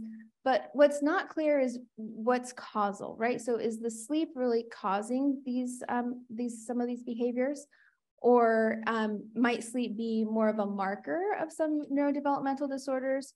Or is it perhaps a consequence of some of the behavioral difficulties that we see? And so this is one of the questions that our lab has been trying to get at, is, to look at the relationship between the genetics of sleep and development and behavioral development across the lifespan. So in one of the studies that I presented in my talk, we addressed this question by looking at data from over 10,000 kids from across the US. 200 of which had an autism diagnosis, and we looked to see what was the relationship between lots of different types of sleep problems. So things like insomnia, daytime sleepiness, and sleep breathing disorders, and how those different sleep-related problems are related to a whole host of common symptoms such as, anxiety, depression, and attention problems. And so what we found was at the behavioral level, many different types of sleep-related difficulties were very broadly related to many different types of psychiatric symptoms, and lots of those that are also increased in autism. So social problems, anxiety, thought problems, attention. Then we look to see also whether or not these sleep-related problems might also be having an impact or be related to brain structure. Because we know that the brain grows and changes a lot over the course of development. And so we wanted to see how sleep might be associated with brain structure. And so there, what we found was that it was really only insomnia that showed a very robust relationship with smaller brain size at 9 to 10 years of age. And so this really suggests that perhaps insomnia has sort of this unique relationship with childhood brain size. We also looked at the genetics of some of these sleep-related issues. And so what we found was that sleep problems in childhood were heritable. So about 15% of the between-person variability in insomnia symptoms could be attributed to differences between people and their genetics. And then what was really interesting was that we found this genetic overlap in terms of the genetic variants that are associated with autism, with ADHD, so attention problems, and insomnia, suggesting that the etiology of those two things might be partially shared. So I mentioned a little earlier that, getting at causation can be sort of difficult. And so to get at this sort of chicken and egg issue of what comes first, the sleep or these sort of attention problems, we also created genetic scores for each person. And so how this works is that you would take genetic variants across the genome that are associated with attention problems, and you sort of make an additive score for each person, getting a person's relative liability for having an attention problem. And so what we found was that these genetic scores for attention were also able to predict a child's insomnia symptoms, suggesting that it's really the genetic and biological mechanisms underlying ADHD and attentional problems that may be sort of driving the sleep-related behaviors. Then in a second study, we looked at a slightly different aspect of sleep, which is a person's likelihood for being either a more morning person, so an early bird, liking to get up early and go to sleep early, versus sort of a night owl, so going to bed later and waking up later, and looked at genetic variants that are associated, with these differences. And so what we found there was variants associated with being a more morning person, maybe not surprisingly, were related to less sleep problems overall, but we didn't really find that they were related to behavioral symptoms in childhood. So altogether, what we think this data is suggesting is a couple of things. First, at the behavioral level, sleep-related problems and challenges are very broadly related to lots of different types of psychiatric symptoms and maybe exacerbating some of the existing behavioral challenges. We also find that childhood sleep behaviors are to some extent heritable. So, a person's genetic predisposition to having some sleep-related issues may play a factor in having sleep problems in childhood. And then also that there seems to be this overlap in terms of the biological mechanisms that are underlying both sleep and neurodevelopmental disorders. And so, this sort of helps us to start to address this question of the relationship between sleep and these different neurodevelopmental disorders, but there's still a lot to be done. And so what we hope in the future is that we'd be able to use, genetics information in order to identify people who might be at higher likelihood for developing sleep-related problems and who would be good candidates for early sleep-related interventions to sort of mitigate those sleep-related problems earlier in life. Thanks, Leanne. Really, it's really a fascinating area, and the way that I kind of thinking about your work in sleep, it's obviously one. It's a major issue because it's very disruptive for at least a lot of the families that I have known. Sleep problems can be quite pervasive and disruptive to the families.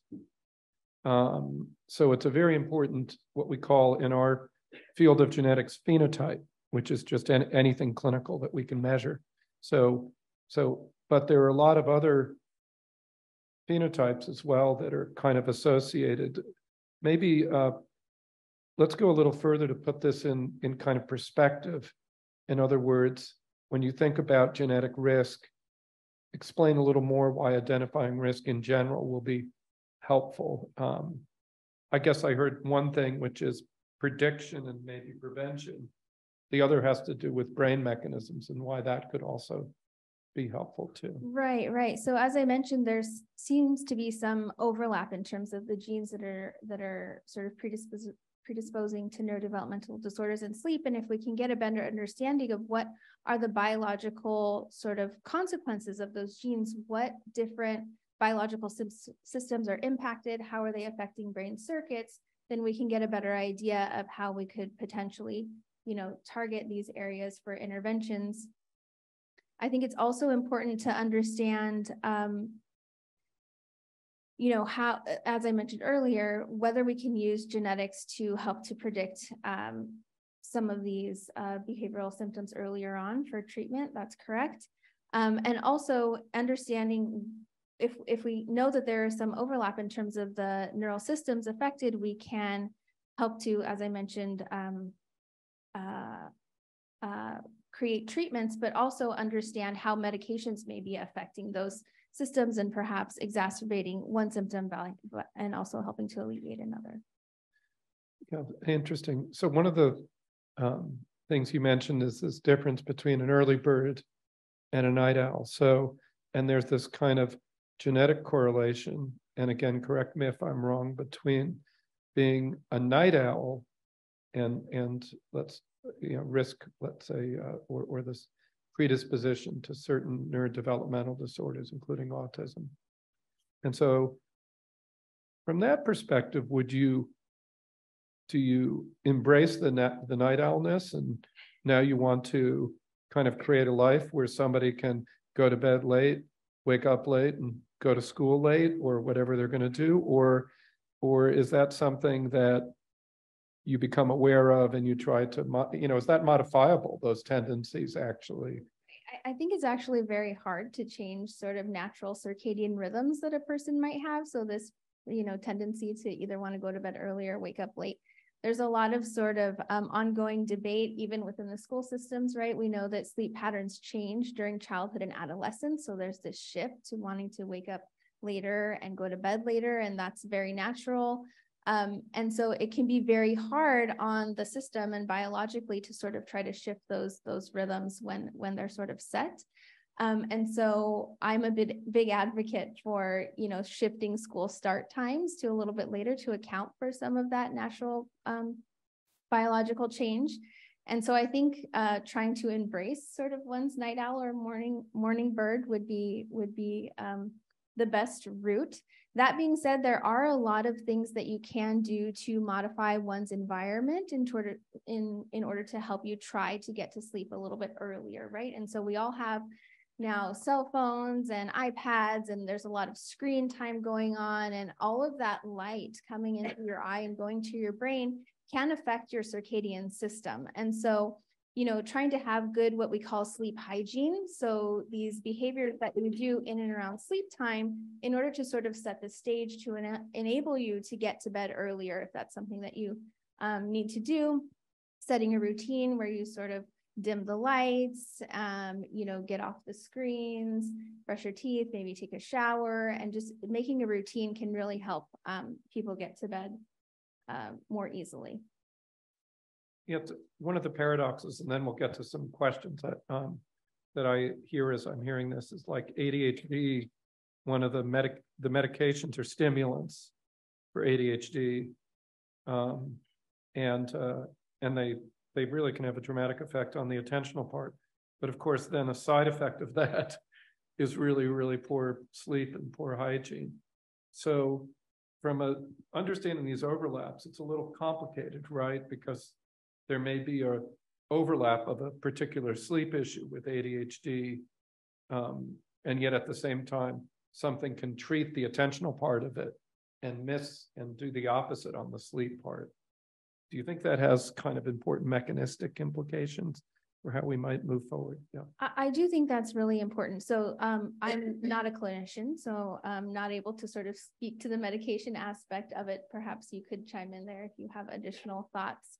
But one thing about the genetics is, as I mentioned, it really allows us to get a little bit more at the causal mechanisms here. So we do have a little bit of this chicken and egg issue where it's unclear whether the attentional and sort of ADHD symptoms are driving problems with sleep, or if the sleep is exacerbating the attention and ADHD symptoms. And so by using genetics, genetics don't change with one's environment. They don't change over the lifetime. And so by looking at how some of these genes that we know are linked to ADHD might be related to sleep does allow us to get a little bit at some of the driving mechanisms there, and understanding whether, it does seem to be that perhaps it's the ADHD that's really affecting the sleep. Yes. So using the genetics to get a kind of what we call a causal anchor. Yeah. So that's great. And so I can open it up. There are some questions here that some of which I can,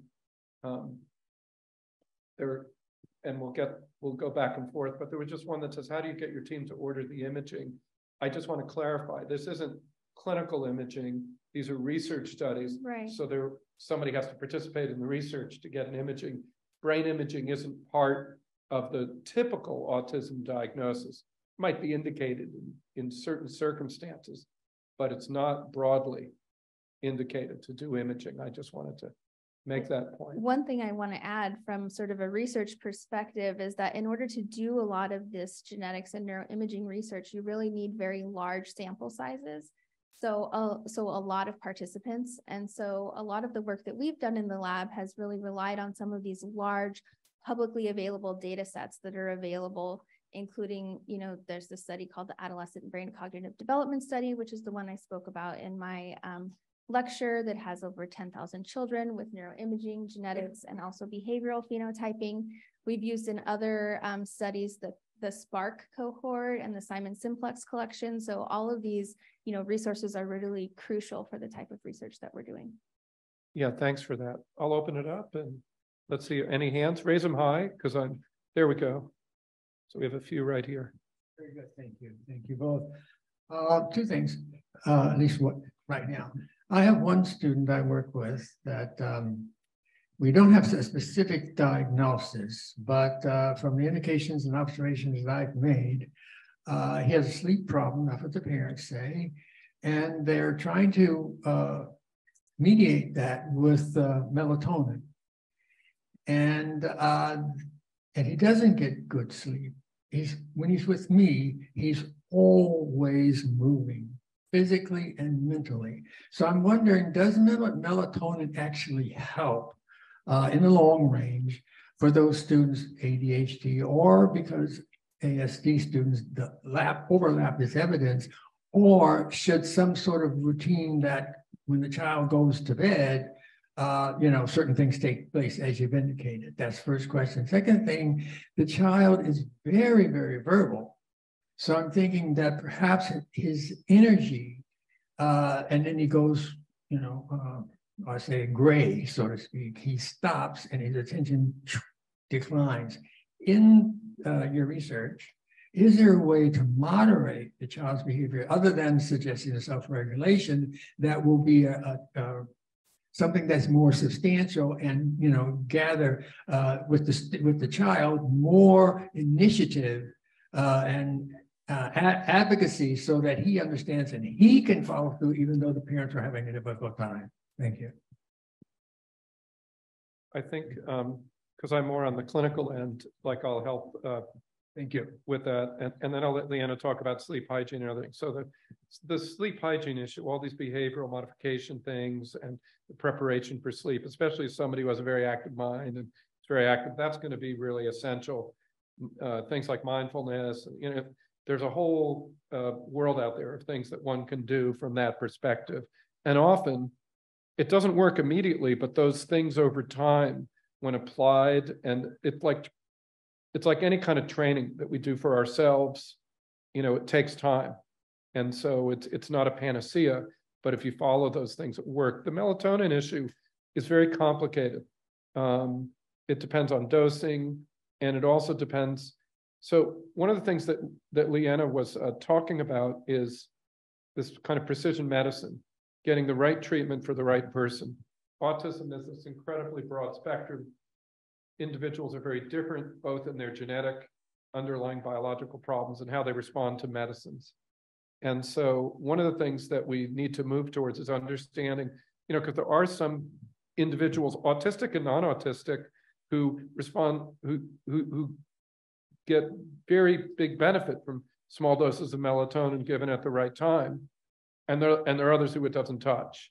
So, and again, the timing of the dosing and everything is very, very important as well. So maybe that's something we can discuss a little bit offline, you know, in more detail. But so it's something worth trying because it has very little side effect, especially in the short term, and especially at low to moderate doses. But it is a hormone and, you know, can affect development if given chronically at high doses. So again, it's something to be done with a physician, even though melatonin is over the counter in this country, it's not over the counter in Europe. And so, you know, just a little bit of caution is warranted. Best to be done with a pediatrician or physician if it's a child, you know, make sure dosing and stuff is right. There's a lot of individual variability there. There have been some positive studies, some negative studies. And my sense is that there's some individuals who respond and others who don't. Sorry for the long wind. No, that was great. Thank you. In terms of thinking about some of the things we should, be addressing when we're thinking about sleep problems, I think we have to think about this at a couple of different levels, right? So, first, sort of making sure that there are no other medical conditions or issues that are occurring, right? So maybe somebody may have sleep apnea, where they're literally stopping to not breathing at night, and so being woken up by having to breathe. Things like seizures or, other things that may be occurring that are underlying medical issues that would need to be addressed. Second, as you mentioned, sort of medications, which can sometimes exacerbate some of these sleep-related problems. So perhaps talking with your physician about, any adjustments that can be made to medications in order to improve sleep. And then finally, as I mentioned, the sleep hygiene, which is, making sure you're getting enough physical activity during the day, not having too much caffeine or sweets right before bed, turning off the lights, making sure that it's a comfortable environment, that you're not too hot or too cold while you're sleeping. There are all these other sort of environmental cues and behaviors that you can do in order to, facilitate sleep. So I think there are sort of multiple levels that can be addressed. There's a question right here. And while we're waiting for that, there's a question, are they looking at pharmacogenetics to target comorbidities in ADHD like insomnia? And the answer is yes, but it's very early days. So there isn't anything concrete yet out there. I have a question about my son. He has autism, high functioning, and he does have sleep problems, but I was wondering, have you noticed anxiety and depression interfering with attention? Because he's tried ADHD medications, all kinds, and it hasn't really affected him, or it hasn't really improved his, but listening to calm at nights has made a big difference. But still, I believe the anxiety and depression could interfere with attention. Have you noticed anything? So I guess I can talk about this in two ways. First is from the behavioral perspective, right? So some of our work does show that sleep-related problems are related to anxiety and attention and, many other behavioral symptoms. And so, yes, it does seem like at the behavioral level, those things are very closely related. At the genetics level, there's also been found some overlap in terms of the genes that contribute to insomnia, anxiety, and ADHD. And so I think at multiple levels there is some evidence for overlap, both in terms of behavior and etiology. And so it does seem that there is this overlap, but I'm not sure if that answers your question. Maybe is there more that I can help with? I just, we're addressing the anxiety at this point and the depression, but before we address the ADHD, but it seems like that didn't really help. So now they're going to the other way and trying to get rid of the anxiety and depression to see if the attention improves. So it's like, it seems like we're going back and forth and we just don't know.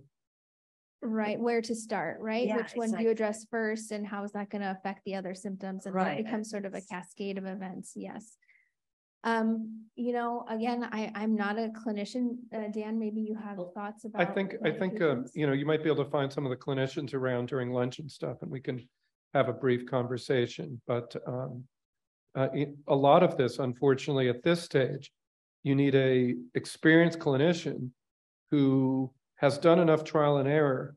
But in an individual right now, we're trying to move to this notion of precision medicine. But right now, a lot of it is trial and error and based on experience. So it's not just random trial and error. They'll look at your child, try to understand them, and see what the other comorbidities are, and then start with step one, based on their experience, and then if that doesn't work, step two and step three. So it often is a process, unfortunately, at this stage. And right? he's at Can Clinic. He's a which is great. Yeah, so you can just tap on the shoulder of this person right there. So, yeah, so we can, which is great. Yeah, no, so happy to chat with you in more detail. So I'm sure our speakers will be very happy to chat also during the lunch break, but for now, thank Dr. Geffen and Dr. Hernandez for a really interesting conversation. Thank you. And then if our next team can come up, our next session is about parent and caregiver mindfulness and intervention. And our speaker will be Dr. Amanda Goldsrud. And the session will be moderated by Dr. Connie Cassery. Dr. Connie Cassery is a distinguished professor of psychiatry and biobehavioral sciences at the David Geffen School of Medicine and also at the UCLA School of Education and Information Science. She is a leading international expert in developing interventions for children with autism and their families. Her research focuses on targeted interventions for early social communication development in at-risk infants, toddlers, and preschoolers with autism, and also peer relationships for school-age children with autism, leading to the recognition of her therapy, Jasper, as an established evidence-based ASD treatment. So Connie, I will let you introduce Dr. Goldsrud. Okay, thank you. Right before lunch, so I'm sure everyone is, dying to get to lunch. We're between you. Yeah, right. So I'm really thrilled today to introduce Dr. Amanda Goldsrud. Dr. Goldsrud is the director of, she's an associate professor in child and adolescent psychiatry at UCLA, licensed clinical psychologist. She specializes in autism and the development of early interventions. And she's the clinical director of the CAN clinic, which we were just talking about, which is the Child and Adult Neurodevelopmental Clinic. So really specializing in evaluations and also some early intervention trials and adolescent interventions as well in the clinic. She's a co-author of Jasper, and she talked about several studies in her talk that utilize Jasper. And so right now, we're going to just hear kind of the highlights of that talk. Thank you, Connie. And Connie failed to say that Connie is my mentor. So everything I know, she taught me. That's true. But hopefully we'll have a conversation. And I'd love to hear from all of you as well. So really my talk wanted to shine a light on the important role of parents in parent-mediated interventions. I've spent a lot of time over my career thinking about how to treat young children, how to detect autism, how to get children enrolled in early interventions. And so much of the focus for so long was on child outcomes. How can we get our children talking? How can we get our children playing and interacting? And these are all wonderful things. And I think the field has made some really important strides in those areas. But something that I've been kind of more keyed into recently is the sometimes complicated and interesting interactions between parents and their children, and not forgetting parent factors that are important when we ask parents to come and partner with us and learn interventions, right? So the crux of parent-mediated intervention is training parents in these approaches. Well, what strengths do the parents bring to the interaction? And also, what areas might be difficult for them in these interactions, right? And so for me, thinking about the parents' well-being, how they are functioning in the family, their own mental health, mental health seems to be a theme across the symposium. What about our parents and how are they faring when their young child is first diagnosed? And now we're asking them to do intervention 24 hours a day. Right? Because we say to them, we're going to train you and now you can take it home and you can do it as much as you'd like. Well, guess what? That's really overwhelming for a lot of families and parents. And so I highlighted a few studies to kind of think about this. One was a study where I looked at child factors as they relate to parent factors like mental health and their well-being, anxiety, depression in the parent. And I found some interesting findings that have led me to think about hopefully interventions and supports in the future. And one finding was that actually the parents' ability to engage in emotion regulation, their own ability to kind of think about higher order cognitive and emotional capabilities in themselves, mediate that relationship between kind of the child's behaviors, whether they be interfering, repetitive behaviors, and their overall, the parents' well-being. So those parents were better able to control their own emotions, right? And to take a moment for themselves, are actually faring better with more difficult children. And so, wow, I mean, to me, this is an area potentially for intervention and support for parents. And so that was one key takeaway. The other part of my talk really thought about child factors, because we can't forget that these children are coming to us and we want to best support them throughout their life and get them, ready for, all that development to come. And so we've been thinking in Jasper and in our randomized controlled trials, which if you have questions about Jasper, you can ask that lady, not me. No, I'm kidding. You can ask both of us. And so what we've been thinking about is really neat research designs that can answer questions about children. And one is thinking about early identification and looking at subgroups of children. And so one subgroup that we probably many of us know about is that subgroup of children that are infant siblings or high likelihood of autism. So they already have an older sibling with autism in their family.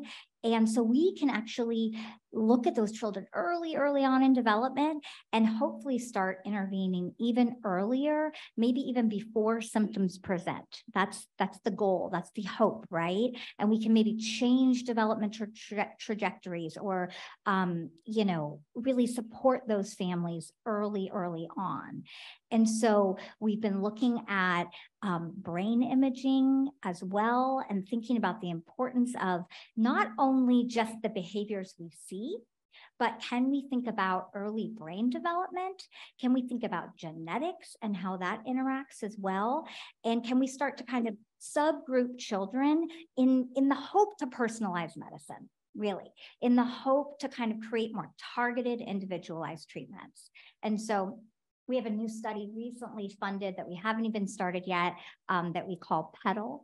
And that's kind of a cool one to highlight as I wrap up my summary here. And that's really looking at children. These are high likelihood children who have autism in their family. We start enrolling them at 6 months old, and we follow them every 3 months, and we do brain imaging. We do EEG in particular with some of our colleagues here. And we do careful behavioral testing. And then we essentially deliver interventions across time. And we're looking to see the timing of intervention. We're looking to see, can we think about when language emerges in these children? And can we start to individualize treatments even better? So really thinking about how research designs can help answer these really complicated questions for families. And really, ultimately, the goal is to support families in this early stage as best we can. Great summary. So most parent-mediated interventions that are in the research either focus on the child outcomes or the parent responsiveness, right? And you highlighted that. So you're really proposing pretty complicated designs, and there's a lot of resources that are attached to these different kinds of designs. And so the individuals who can access this kind of information, and I'm kind of thinking back to Russell talking about, well, how do you disseminate this into the community and across maybe even other conditions, neurodevelopmental conditions, because it could be applicable there as well. But who has access to this, and how do you think about this, and how do we address the issues of disparities in access? Well, so I think we both have thought a lot about this, and this is something that has been a particular, I think, focus of some of this work. So originally, all of our, families needed to come to UCLA to access Jasper and to access these early interventions. And over time, we've realized that's not enough, that we're only seeing a very small slice of the population. And we really need to go into our communities and work with our families where they are living. And so we've made a huge effort to shift to school settings, for example, teaching teachers and preschool teachers how to do Jasper, for example. So can we actually work with families and teachers and providers in our communities, right? And I think that's really key here is that, we can't expect, especially after the pandemic, families to always come to us, right? Not to mention how much it costs to park at UCLA, right? You all dealt with that. So we need to be partnered in our community. And so we've used a particular set of principles called community partnered participatory research methods. We've published on some of those where we are working with and in our community. We're not coming and telling our community stakeholders what to do because they have more knowledge about what is going on in their local communities. And so we're really working kind of boots on the ground together to answer really complicated questions about how do we disseminate these methods into low resource community, into public schools, into homes of families who wouldn't normally be able to access us. So related to that, you talked about the Baby Bears study, which just wrapped up data collection, and that spanned 5 years, crossing over the pandemic. Mm-hmm. And so can you talk a little bit about sort of adaptations you had to make for sort of reaching families during the pandemic, whether stress and all of the burden of all of this was greater during that period of time, and whether it's had any influence sort of coming out of the pandemic and still trying to do this work?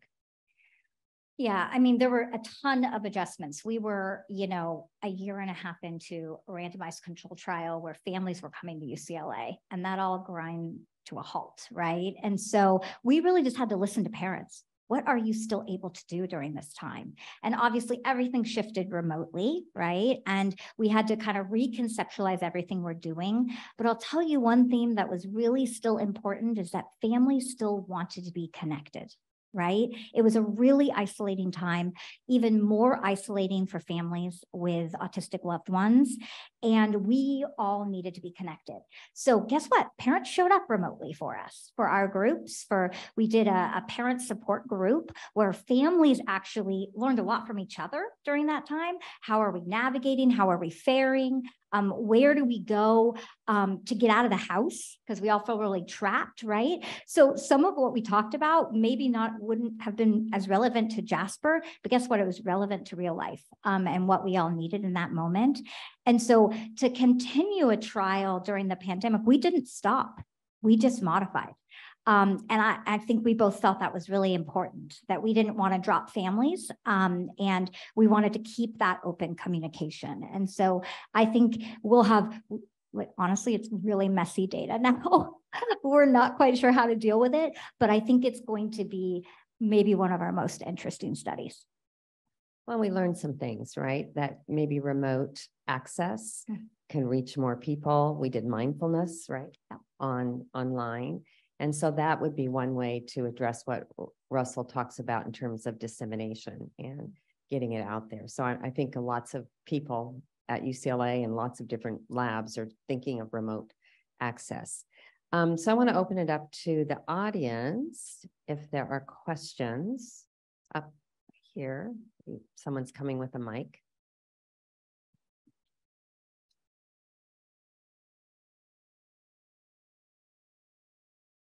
Hello, good morning. Yes, regarding what you were saying, parents get trained very well from agencies. The school's not following the training and they really don't follow and messes what we have worked with our kids at home. We have an excellent agency, the best one in the world, but at school, they don't really follow and mess up our jobs. It's very excellent what you do. I'm not a negative person, but we really want to partner with the school with the but they don't follow. Unlike your proposal, but we facing the big barrier.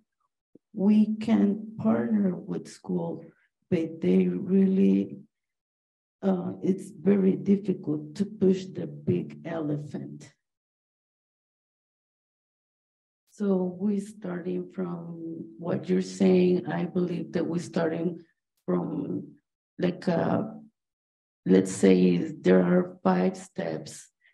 And what you're saying for me is that you're starting at level 3 and we should go down to the ground and start with parents because we're really working at home with those agencies.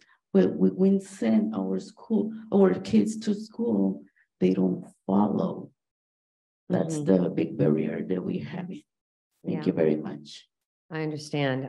I think Amanda can address some of the work we've done in childcare centers and in schools and the complicated process that is. So yeah.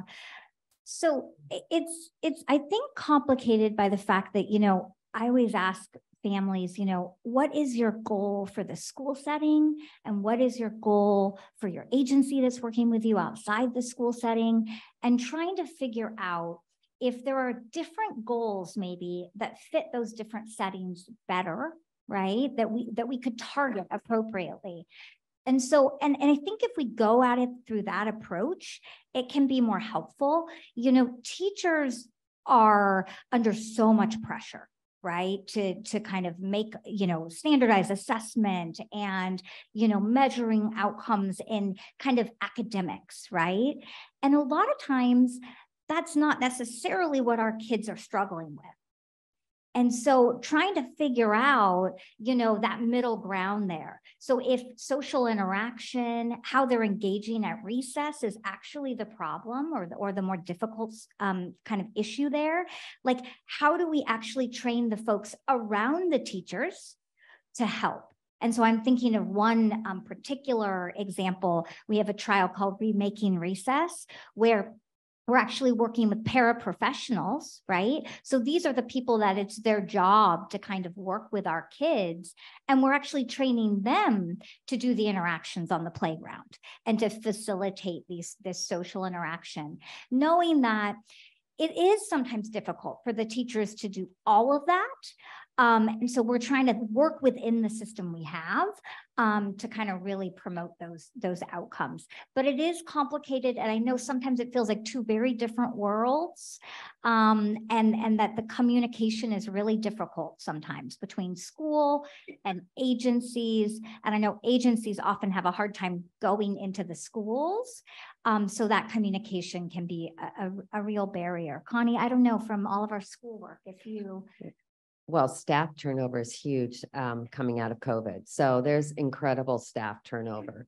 We have several school-based studies. So I think that that's just an issue. Everyone's dealing with that. And so we just have to be patient and try to work through that. Yeah, it's a process and it takes time. You know, we've developed partnerships with schools and community settings over the last, 20 years. So it's a constant process. There's a question online about what mindfulness programs we used, and are there any strategies that you could suggest? So we're really lucky because we have the Marks Center here at UCLA, which is a mindfulness center. And so when we first started the intervention, we had some folks who had went through that training, who actually worked with us. So I didn't pretend to know how to be a mindfulness teacher. That was not my training. So I sought out the people who do that and do it very well. And those folks supported and trained, you know, our staff in these techniques that we used in the trials. And what we would do is we would just kind of start with a grounding exercise for all the parents, and we would actually take a few minutes, and it would either be like a guided meditation, or it would just be, you know, a moment of silence and reflection, right? And then we would have like a focal conversation, essentially, that would then lead into our discussion for the day. And so, you know, it's interesting I saw the transformation of parents who came unable to even close their eyes, you know, because it was just so difficult. And there was so much stress and so much, and I saw the progression, you know, to families just actually enjoying just 5 minutes to themselves could make, you know, a world of difference, I think, and really kind of just got them ready for the session. And then they would oftentimes report that they would use those, you know, strategies throughout the week. So it was a really nice addition to what we normally do. Right. There was another question here. Somebody had their hand up earlier. Here we go. I have a couple people. Oh, I here. think there's one up there. Is there one up there? Okay, go ahead. Sorry, I can't see that far. Good morning. First of all, thank you for all the work that you are doing. As an educator and a parent who is in different schools with populations that are seeing more and more children and adults with autism, my question is, how would you encourage or invite parents to partner with, especially independent schools, to bring in programs like Jasper? So that teachers aren't feeling overwhelmed, like I have to do one more thing for these children that, yes, we love. And so whatever suggestions you have is greatly appreciated. Well, you know, the word partnering means there has to be a little bit of move to the middle, right? And so we can't really do these interventions without that partnership. It's really important. But I think we can select who in that group or who in that setting maybe has the capacity. And then we work directly with them. But, you know, we thought a lot about modification in the school setting. And one that we did is, you know, it's very rare for a teacher to be able to interact one-on-one with students and deliver Jasper. So we've really, in our school-based studies, done more small group-based Jasper interactions, and that's been like a helpful adaptation. I think that's one. So more center-based learning. I'm thinking of the work that Julie has done in the preschools. And really focused on, you know, if you're already doing little center-based activities in your preschool classroom, can you have one that is a Jasper station, right, in your classroom? So it's built into your school structure, not as overwhelming, but it's a specific time or section of your day for that. And I think that helped with some of that. Whoa, this is overwhelming. My class is not ready to do one-on-one Jasper. I don't have the capacity to do that. I think earlier too, someone mentioned that a single intervention isn't effective for everyone, and that's true here as well. So Jasper is really for young kids that are language learning. And if you're in a school that has like older individuals who are maybe speaking and cognitively, you know, be able to do the schoolwork, Jasper is not really appropriate. I would do some different kinds of interventions like remaking recess or some executive function interventions. There are a lot of really great modular interventions that can be used to build a comprehensive intervention program that are out there. So we're happy to talk to you about those if you want. Other questions? Yes. Oh, we have. It does work. Partnership. The partnership as opposed to stakeholder balance between the school system and the parents. That's the tough one, because the school system, as we know, has certain state regulations and district regulations that are, you know, clouding the whole partnership that is trying to be built. So how can parents, as the lady expressed the need, get more proactive with the school itself? And also the second question, how does Zoom fit into this process of educating all parties on the screen, so to speak, and getting feedback from the school or, you know, the IEP administrator or the school psychologist to make sure there's documentation for the parents that they can see is what's going on and how that works, and suggest things that perhaps the school system hadn't thought about in those IEP meetings, or separately among themselves because this thing has to go forward. We've had COVID-19, you know, hope it doesn't come back again, but the money is no longer there. So the school has, in my opinion, I think most educators would agree, has to step forward with more programs that keeps this loop moving forward along the well-grounded scaffolding that the children need in the 21st century. Yes, absolutely. I mean, we see some amazing schools and amazing teachers. And so I like to think about the sort of the positive aspects of schools and parents and, you know, the professionals working together. And I know that's not everyone's experience, but somehow we have to look to these folks who've figured it out and try to replicate that and disseminate that. And we've been working in partnership with schools for a long time. And it's constant because of the staff changes, because of policy changes, and in fact, during COVID, we couldn't get into schools. So we were on Zoom. We now do some interventions with school personnel completely on Zoom remotely because they're more comfortable with that. But I think this is an evolving process and we just have to keep working at it. And parents have to be actively involved and push the school to communicate better with them. I mean, that's part of the issue. You had I think we have time for just one more. Is that right, Monica? Yeah. I was just curious about is it petal or pedal? Petal, P-E-T-A-L, beautiful leaf. Okay. The petal study, how siblings are able to enter that study. You know, and do they have to be 6 months or can they be older but still developing language? Yeah, I was going to say around 6 months. We're trying to get children as young as possible. So we'll have a little wiggle room in there like most studies do. So it's probably going to be between 6 and 8 months. I just heard Connie say. So she's making up the rules as we go now. That's not true. Those Not rules joking. are there. I'm joking. It's there. It's there. But as close as we can, because the whole idea is that we want to be able to follow these children in regular intervals. And we need large enough samples to answer these questions. So absolutely. So that study will be recruiting actually very, very soon. So that is a new one. And so please look to our websites. If you know families, who, you know, mothers who are even pregnant, who have an older child on the spectrum, great candidates for us, or with young children. And we go to you. It's in the home. Yeah. Everything's in the home. Yeah. Okay. Yes. Oh, one more question? Okay. Okay. Is there one more question? I can't really tell. It gets dark up there.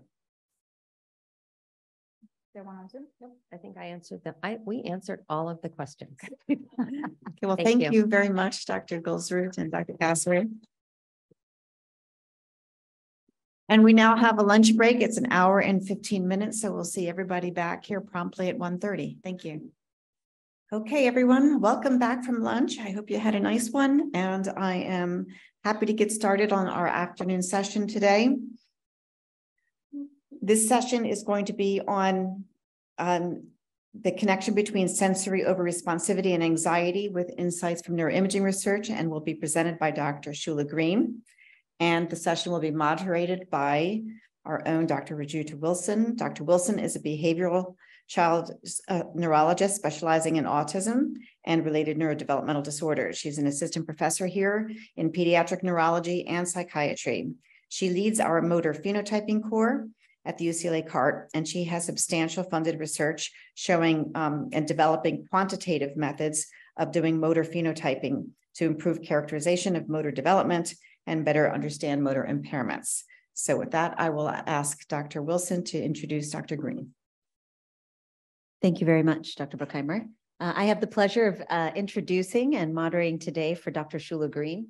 And Dr. Green is an assistant professor in the Department of Psychiatry and Biobehavioral Sciences at UCLA. She's also a licensed clinical psychologist and works as an autism consultant with the UCLA Ties for Families program. for families with adopting children and children from foster care.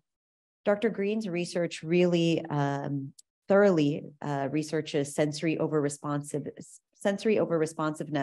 or what I should say, sensory differences, which you'll hear a lot about today in autism and other neurodevelopmental disorders.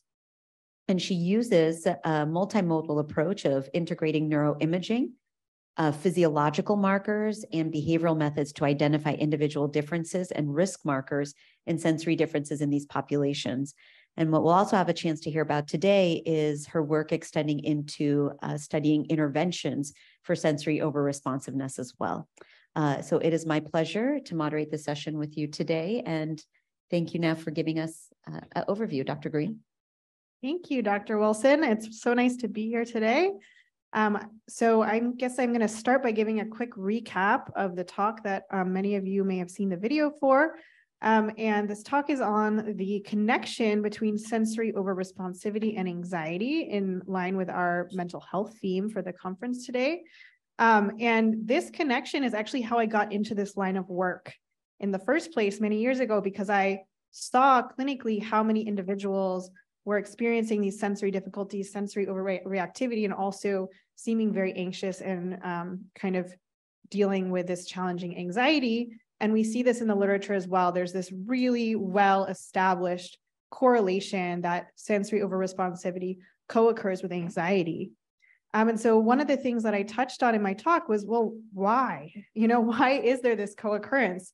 And there are a lot of reasons this could be. And if we can understand why these two things are connected, we can develop better treatments.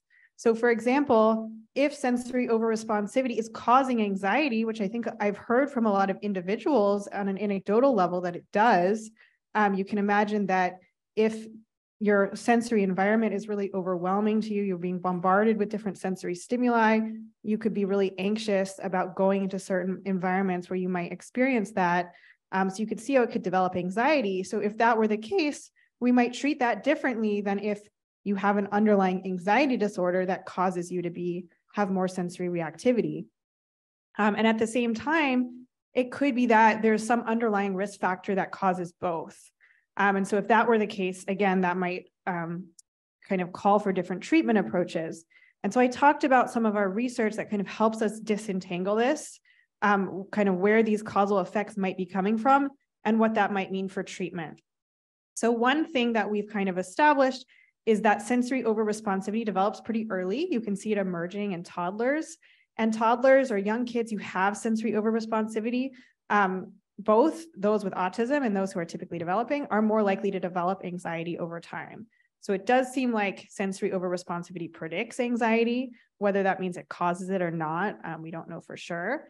But in terms of studying the brain bases, we do see that there are some underlying kind of neural mechanisms that are similar across sensory overresponsivity and anxiety. So for example, we see that sensory overresponsivity is related to a heightened amygdala response to sensory stimuli. And the amygdala is this region of the brain that's really important for kind of fear responses, threat responses, attention to threat. And we also see that it's hyperactive in anxiety. So that, would suggest that maybe there is kind of this common neural basis. So I talked about a study where we actually looked at this firsthand by looking at a group of children with autism and a group of children with anxiety disorders and seeing how they responded to sensory stimuli and what their brain responses were. And we can kind of use statistical methods to look at both their sensory overresponsivity symptoms and their anxiety symptoms and see how they uniquely contribute. So outside of their relationship to each other. And what we found was really interesting, which is that in children with autism, those sensory symptoms seem to predict brain responses more, whereas in children with anxiety disorders, their anxiety symptoms seem to predict their neural responses more. So both groups were over-responsive to sensory stimuli, and both groups showed heightened neural responses to sensory stimuli, but it seemed like maybe it was for different reasons. So this is a preliminary study, but it's an example of the type of study we can do that can really inform treatment, because this would suggest that maybe we need different treatment approaches in children with autism compared to children with anxiety disorders, for example. Thank you, Dr. Green. That was an excellent summary. Maybe covered even some of my questions, but I'll still ask some of those. So I'll start out and then we'll come out over to the audience and I'll be checking online as well. Talking a little bit about what you just explained, you spoke about in your talk and now about anxiety and sensory over responsiveness or sensory disturbances, I would say, which we both know are extremely common in autistic individuals. Often we see it very much in the clinic and can be really impairing too. So you talk about how they can overlap in how they present, but when you're presenting some of your brain imaging findings, how they might be different in terms of brain function related to anxiety and sensory over-responsiveness. So do you think that there's similar medications and interventions that should be used for both or different? And how might you be studying those if you are? Yeah, that's a great question. First of all, one of the reasons I started studying sensory over-responsivity over a decade ago was because this was such an impairing and challenging feature in autism, and it was something that we had very few evidence-based treatments for. I kind of knew we needed more research in this area so we could develop better treatments. And so one of the directions that we are going in is using this link with anxiety to help us kind of think through what type of treatments might help with sensory over-responsivity, because we have many more evidence-based treatments for anxiety than we do for sensory over-responsivity. So we're going in a couple of different directions now in our lab. We're studying both potential for behavioral treatments and medication. So we have one study where we are kind of adapting some common interventions, like cognitive behavioral type interventions that are often used for anxiety and for emotion regulation. And we're testing if we can adapt those for sensory regulation. So these types of strategies that people can use to cope with anxiety, which kind of pull in that top-down prefrontal cortex regulation, could we adapt that to use in sensory over-responsivity to help develop coping strategies? So right now we're testing out whether these interventions can change brain responses to sensory over-responsivity and kind of bring down that reactivity.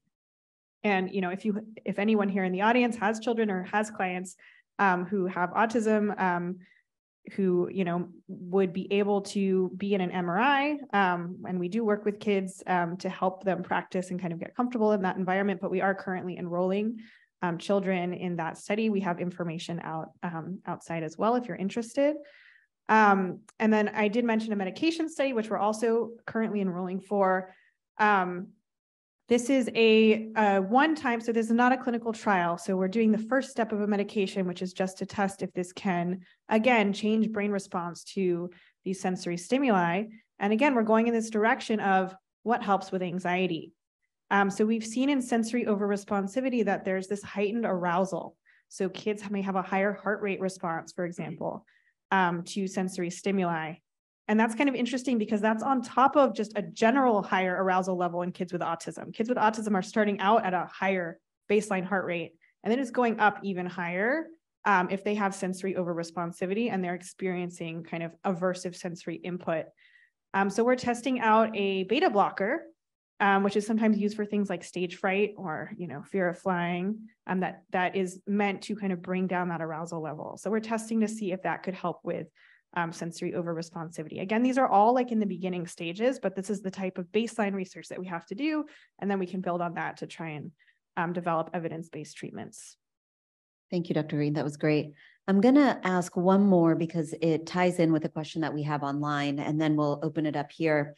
But along that same line of treatments again, because I think that's many, maybe individuals here in our community are thinking about outside of what you were just describing and what you're very nicely studying. And what I'll say, I also like the aspect of, or I think it's interesting, I should say, we often think of neuroimaging as just a research tool or a tool to, maybe see what brain areas are different or the same. But it's interesting how you're also using it to measure treatment response based off of the findings that you're having too. So I think that's an interesting aspect to think about and take from your talk in terms of where you show differences and where you might see that change with an intervention or treatment. But along those same lines of intervention, what treatments are available for sensory difficulties in the community, right? What are maybe something tangibly that practitioners or families can go to? And online, individuals are wondering about maybe sensory integration therapy. It's a common term used, but maybe in the line of occupational therapy or others you'd like to comment on. Thank you. So I'll start with the caveat that I'm not an occupational therapist and that there are many wonderful occupational therapists out there who I respect immensely and who have had the opportunity to work with and who have a ton of training in treating different sensory challenges. So that's usually kind of the first line, is to go to an occupational therapist, at least for a thorough assessment, so they can get a sense of there are so many types of sensory processing challenges out there.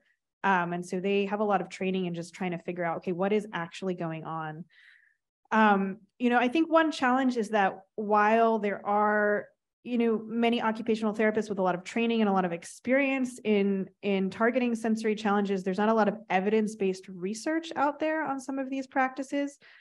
So that is a gap in the field right now that we're trying to fill, is kind of what can we show works through research. There's also many types of sensory processing challenges that occupational and motor challenges that occupational therapists might address. So other than sensory overresponsivity. And so I think that, for example, there are a lot of kids who you may have seen in your practices or may have worked with or in your families who need a lot of vestibular input or a lot of proprioceptive input, or who have visual motor integration difficulties. These are all, would fall under the realm of occupational therapy, but they're different from sensory overresponsivity. And in my experience working with OTs on sensory overresponsivity specifically, there's not a lot of treatment that directly kind of diminishes that would kind of directly change your overreactivity. It's more focused on coping strategies. So given your sensory overresponsivity, how can we help you cope with being in a school environment? Okay, maybe you need to go to the grocery store with your parent. How can we help you cope and get through that? Do you need headphones to get through that? Do you need kind of a weighted vest? And so I think that is a really great first line for right now for what we have, helping folks cope. But I think that we need to do more work developing treatments that can target that underlying overresponsivity to begin with. Thank you. That's helpful. Do we have any questions from our audience? I have a question. When you talk about the sensory overresponsivity, to what degree are those sensory what senses and to what degree? I mean, are you talking somebody that's, shaking in response to something, or are you talking even about subtle, sensory overload situations? Because there's such a varying degree. And then what age groups are you looking at within your study? You're looking like early adolescence, or are you looking at any early adult or pre-adult or anything along those lines? Those are such great questions. Thank you for asking that.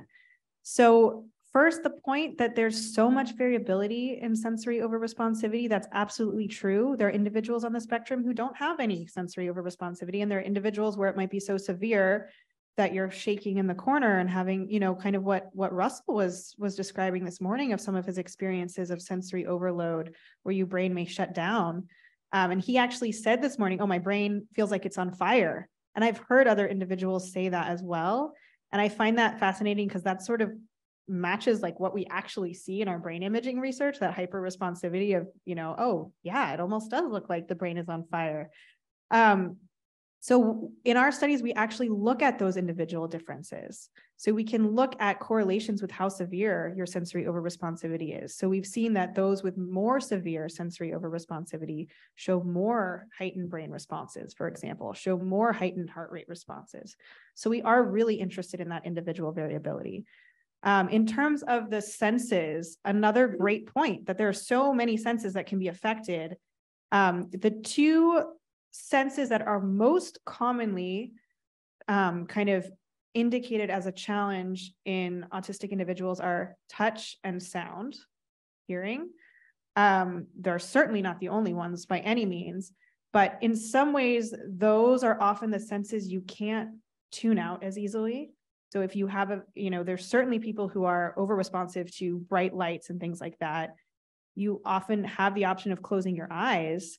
But if you're wearing a piece of clothing that's really uncomfortable, other than taking it off, there's not a lot you can do to shut that out. So that may be one of the reasons that we hear about auditory and tactile the most. So that's what we're most commonly testing in the lab right now, as well as doing some visual processing as well. And then you asked about ages. So we have studies right now ranging from age 8 all the way through 35. And so we're also actually we have a neuromodulation study that I didn't mention yet in adults who have autistic adults who have sensory over responsivity. We're testing something called transcranial magnetic stimulation, which really just kind of stimulates your prefrontal cortex. It's not invasive, stimulates your prefrontal cortex, and then we're seeing if that affects sensory brain responses. So that's just in adults. The medication study that I mentioned is children and adolescents 8 to 17. The other study that I mentioned where we're looking at those possible behavioral interventions, that starts at 8 to 15, and it's a longitudinal study, so there'll be a 2-year follow-up. So we're really interested in how sensory overresponsivity develops across childhood, adolescence, and into young adulthood, because there are natural developmental changes that occur also. Other questions? I think right up here in the big. With that study, because I understand I have a daughter who is diagnosed, and I understand there's a big difference between females and males. Another really excellent question. That's another thing we're studying right now. So I am really grateful to be in a collaboration with Dr. Morella DePreto, one of my colleagues who is working on a multi-site study that's looking at gender differences in autism. And so we've added a sensory component to that study. It's ongoing right now. And so we will be able to look at some of those gender sex differences between girls and boys with autism. As of yet in the literature, there's no differences in amount of sensory overresponsivity that anyone's found in terms of males versus females. In fact, it's sensory overresponsivity in some ways seems to really go across the whole spectrum. Like you see it in males, you see it in females. It doesn't correlate with IQ. So no matter how affected you are, what your IQ is, you have the same likelihood of experiencing sensory overresponsivity. Also doesn't correlate with language ability. So, but it's a really important area of research that we are trying to follow up on. Yeah.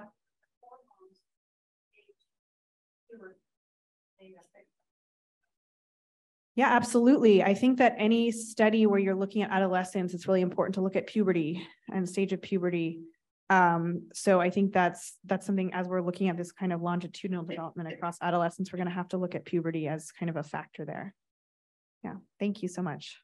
Great questions. I'll just add in quickly that if an age group has been left out, that we are covering as well as we are studying early infancy too, and infants who might have elevated or family history of autism and their early motor and sensory behaviors and what that looks like throughout early childhood. But lots of questions. So, great. Hi. Yes. In your clinical trial, have you tried to consider a food treatment? It said that the stomach, the gut, it's could be compromised. And because the stomach is the first brain and the second brain is what we actually have, what we have up here in our head, it could be that food is causing the anxiety, the sensory difficulty. So brain can function in regards of what the topic of anxiety that you guys are presenting right now. So I think you're bringing up another really good point, which is that GI issues are really common in autism, and they have been associated with sensory challenges as well. That's another place where it's hard to know what causes what. Are you experiencing more GI issues because you have sensory overresponsivity? Similarly with food, kids with autism sometimes are pickier eaters. Is that a sensory challenge? Is it due to GI? Is it due to something else? It may be different on an individual basis, depending on the child. I want to be clear, we're not doing a clinical trial yet. We're sort of in the pre-stages of that, where we're just testing if these different interventions have an effect on the brain mechanisms related to sensory overresponsivity, and a clinical trial would be the next step. And we're not currently studying GI challenges, though I think you do bring up kind of another important factor in sensory overresponsivity. It's another direction we need to go in.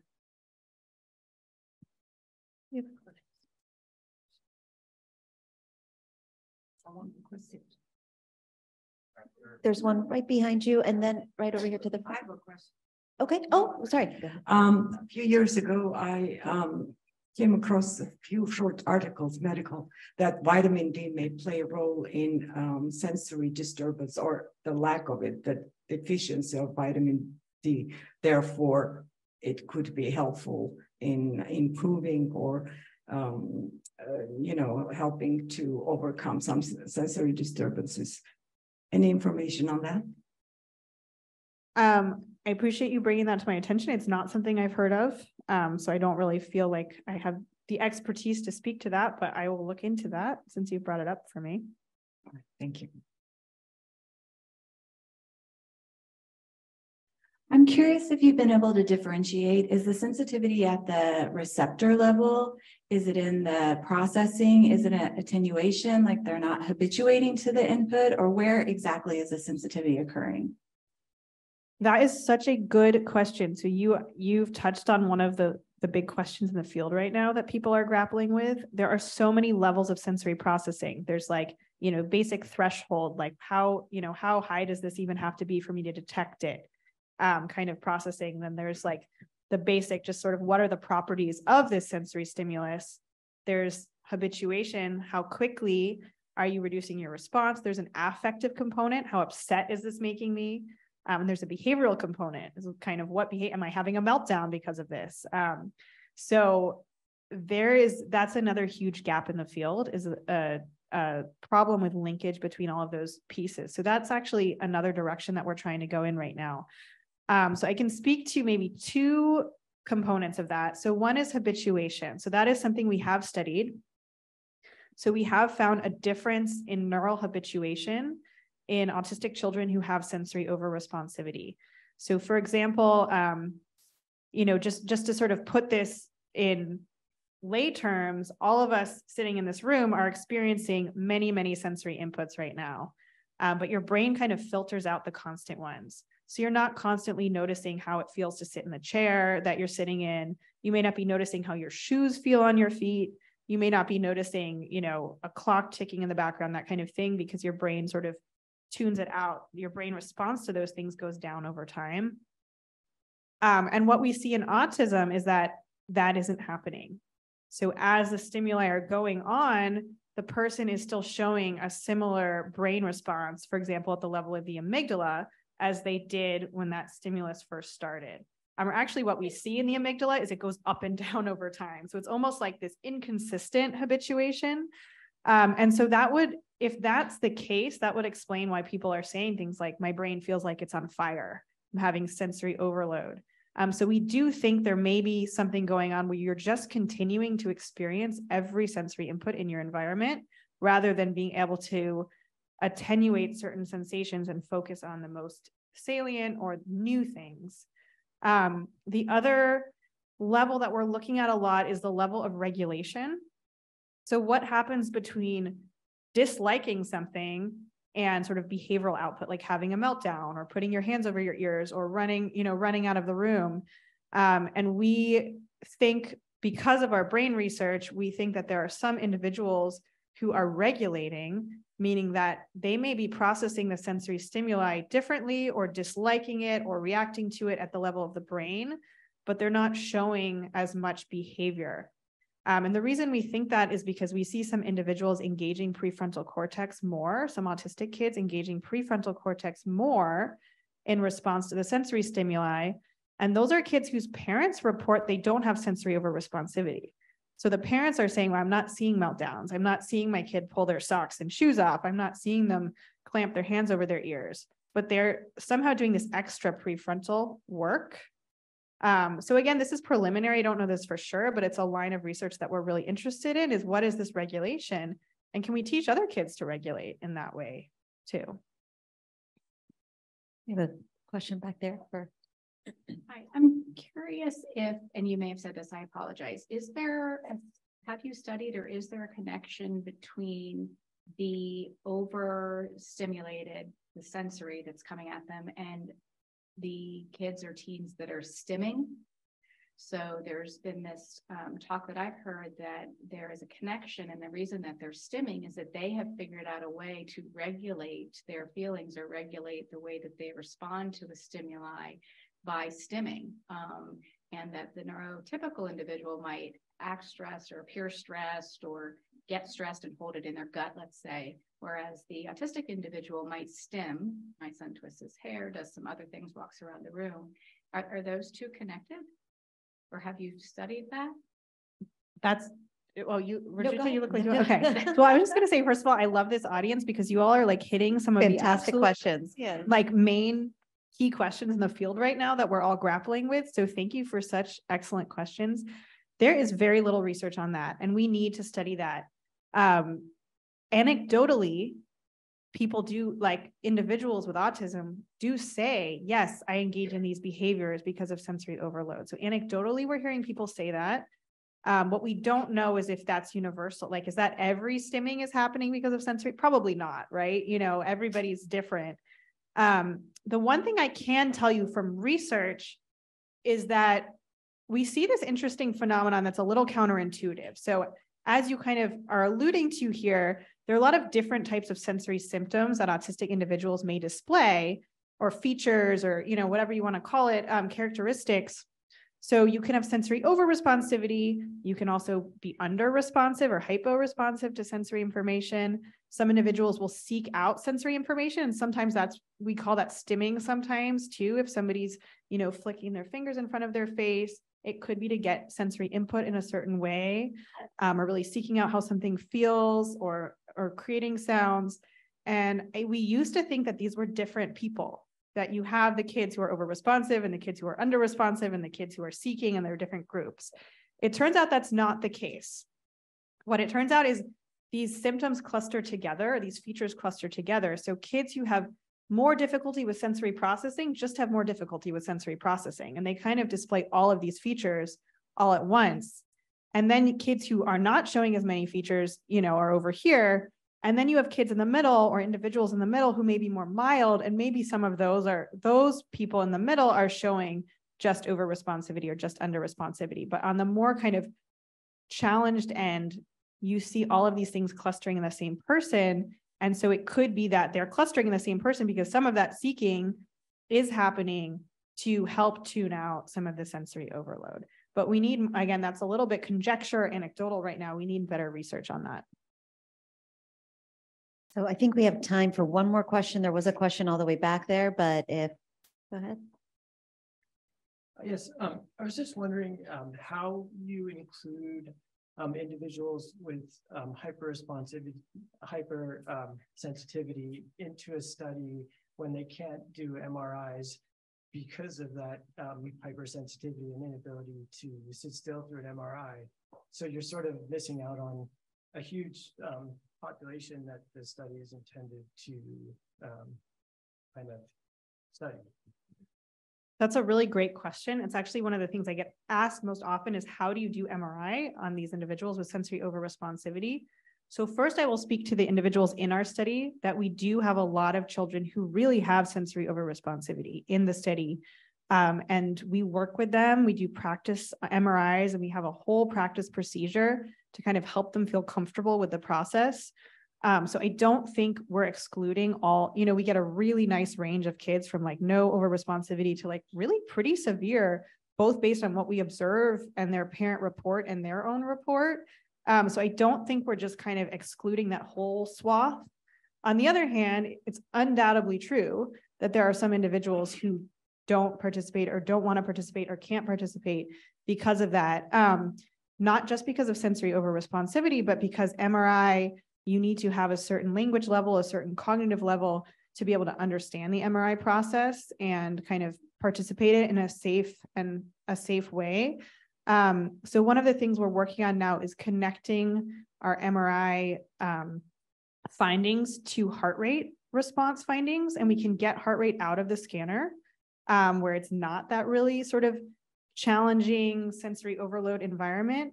And so we hope to take that to kind of enroll other kids and other individuals who can't do MRI to be able to study over responsivity, but in a way that we know actually connects up to brain responses because we've correlated those two. I'm so sorry. I think we are out of time. We are out of time. right? Sure, our speakers will be happy to speak to answer questions later. But please join me in thanking Dr. Wilson and Dr. Green for an outstanding, wonderful presentation. Thank you. Thank you both very much. Okay. So we are going to head into our last speaker today, and our last speaker will be Dr. Derek Ott, and he will be discussing identifying and managing medical causes of challenging behaviors in autism. And Dr. Ott and Dr. Ito can come on up and get settled in while I'm getting you introduced. So I'd like to introduce our moderator, Dr. Brandon Ito. Dr. Ito is an assistant clinical professor of psychiatry here at UCLA. He's very passionate about medical education and teaching, LGBTQ mental health, and reducing healthcare disparities in vulnerable populations. He is designated UCLA Health LGBTQ champion, behavioral health provider in the UCLA Gender Health Program, and faculty in our UCLA Primary Care Fellowship. And he's got many clinical roles actually here, supervising in the child and adult neurodevelopmental clinic, inpatient hospital attending.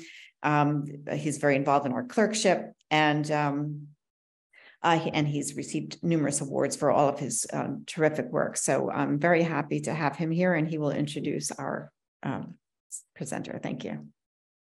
Thank you for the introduction. It's great to be here. I'm excited to be moderating our conversation with Dr. Derek Ott. So Dr. Derek Ott is an associate clinical professor of psychiatry at the UCLA David Geffen School of Medicine, the director of the UCLA Pediatric Neuropsychiatry Clinic, and a psychiatric consultant for the West Side and Lanterman Regional Centers in Los Angeles. He is board certified in both child and adolescent psychiatry as well as adult psychiatry. Dr. Ott began his clinical training at the UCLA Resnick Neuropsychiatric Hospital here in Westwood, where he completed his residency in adult psychiatry as well as fellowship in child and adolescent psychiatry. Dr. Ott has expertise in the areas of neuropsychiatry, developmental disabilities, ADHD, childhood psychosis, and has extensive experience working with individuals with neurological disorders, developmental disabilities, as well as comorbid behavioral and psychiatric disorders. His private practice focuses on psychopharmacology in children, adolescents, and adults.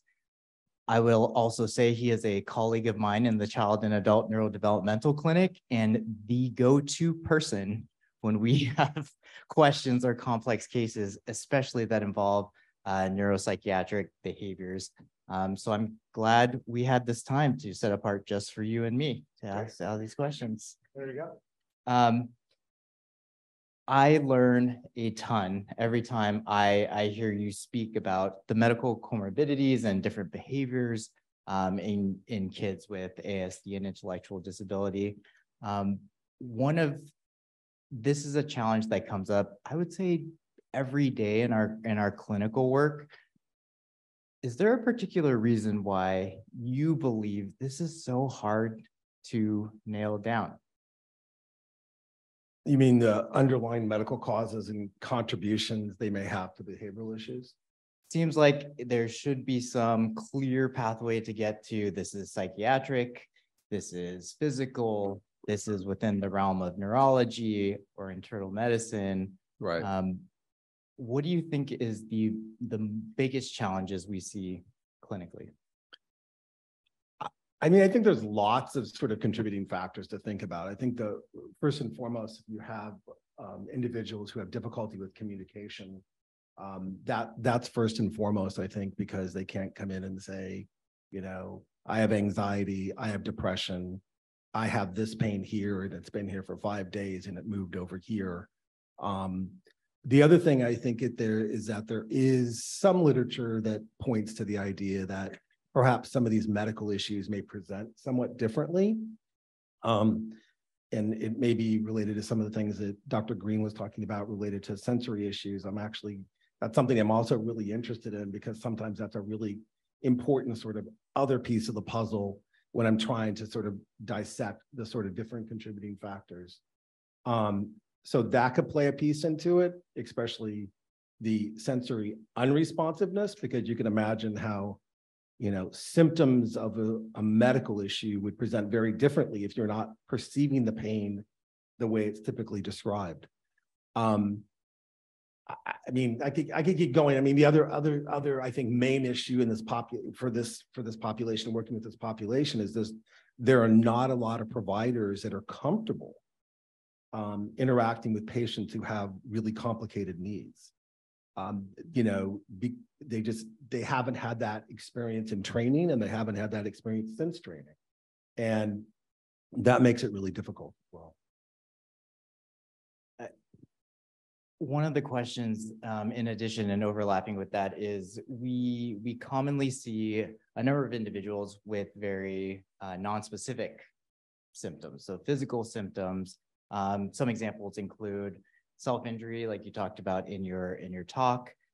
Others like gastrointestinal pain or low appetite, many of which can be common to psychiatric, neurological, or medical conditions and medications. Right. How do you even begin to start piecing those apart? I mean, I just continue to try to have as broad a differential as I possibly can and try to think very creatively. I really try to get as detailed a history as I possibly can and really try to nail down that timeline and know what that baseline was before it all began. I think the other thing is I try to really understand the symptoms and try to imagine in myself how that would sort of feel or present, and try to understand what would be impacted in me by that symptom. It's because sometimes it's really hard to understand, how that patient may experience that symptom and what impact it can have. And so with self-injury, I try to think about, well, we're hitting, this side of our face, what's nearby, well, there's ears, it could be an ear infection, there's sinuses, it could be sinus issues, could be some skin issue, and that could be the issue that maybe started that process, but why it continues is maybe, again, back to sort of maybe a sensory issue that just there's some other reason why it's reinforced over time. So I've always liked the challenge, and it's always very challenging because I'm running multiple differentials in my head when I encounter a patient. I'm trying to sort of figure out which ones I can push aside, which ones I have to bring in, and the new ones I have to bring in along the way. With the increase in telehealth, it can sometimes be more difficult it can be easier because we see people in their home environments, and sometimes more difficult because we can't see a three-dimensional picture of behaviors. Are there specific behaviors that are important to assess or important to elicit, maybe seeing patients in person versus telehealth? Interesting question. I mean, I ponder that all the time myself, sort of day to day, as I see patients in person versus remotely. There definitely are some things that I can only sort of, I feel like, experience in person, especially people who have, I feel like, lots of anxiety. I feel like there's a different experience sometimes being with that person in the room, as opposed to seeing somebody on a camera who may come and go and pace, and you could say, well, maybe they're anxious. But I feel like that experience in person is very different. But I do feel that, as you're suggesting, Brandon, that the information that I can get from a tele experience sometimes really supplements what I have.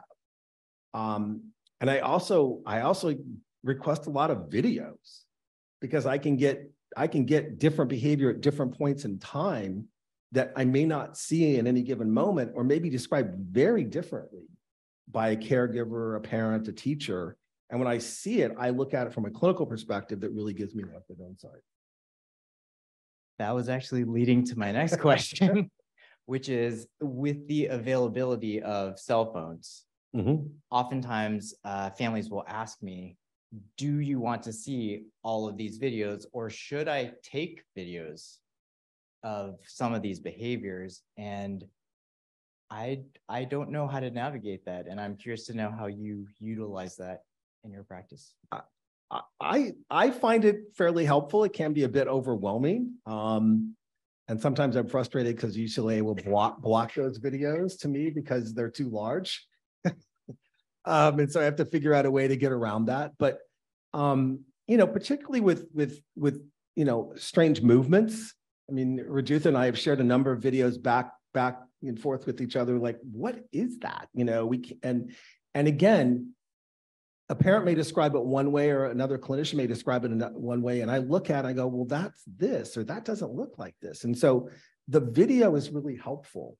Now, in terms of like outbursts, it can be helpful, but often what I want to know is what happened before and what was happening 30 minutes before, an hour before, 2 days before, and that there's not going to be a video of that.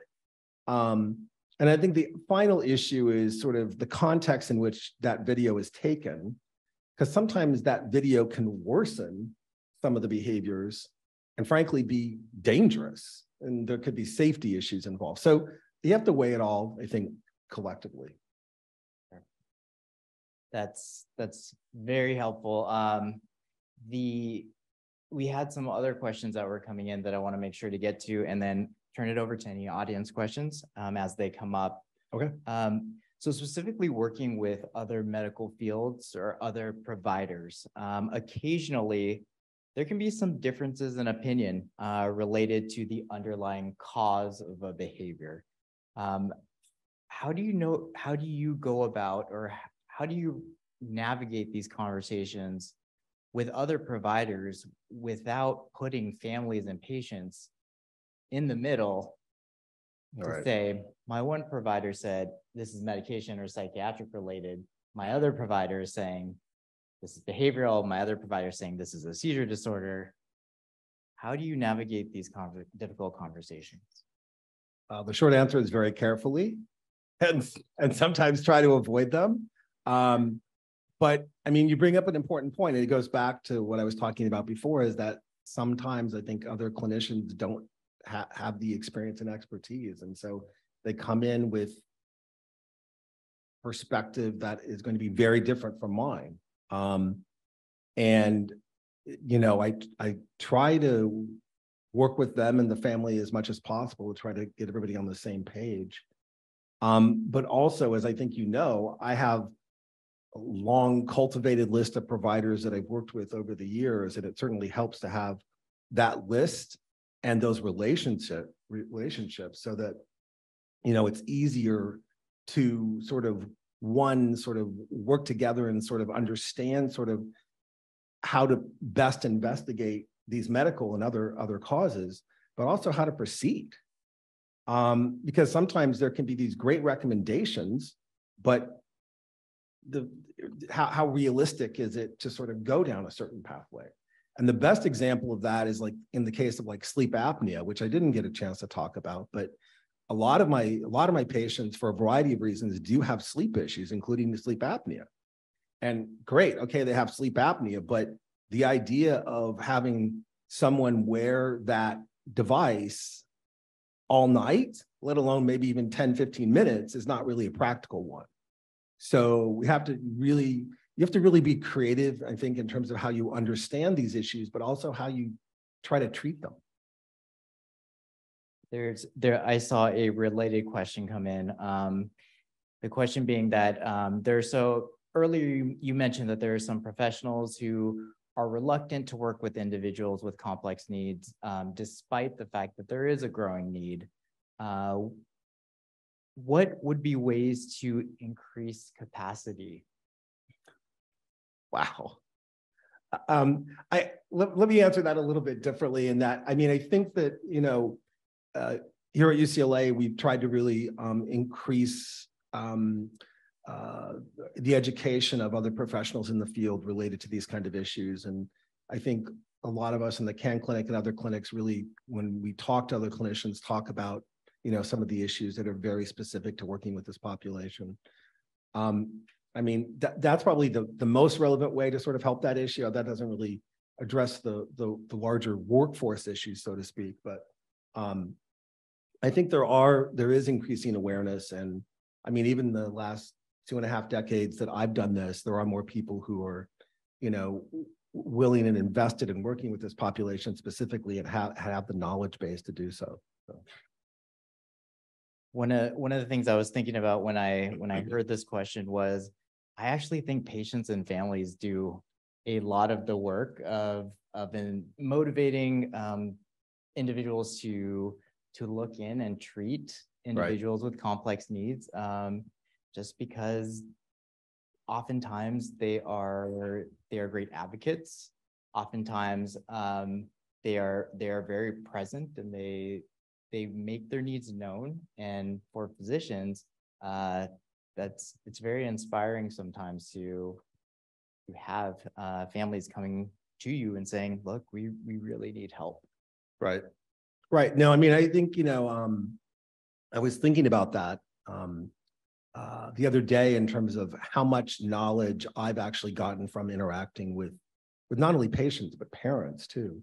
I learned a lot, you know, early in my career that I thought I could do certain things with, you know, sort of based on what I'd learned and seemed sort of fairly typical.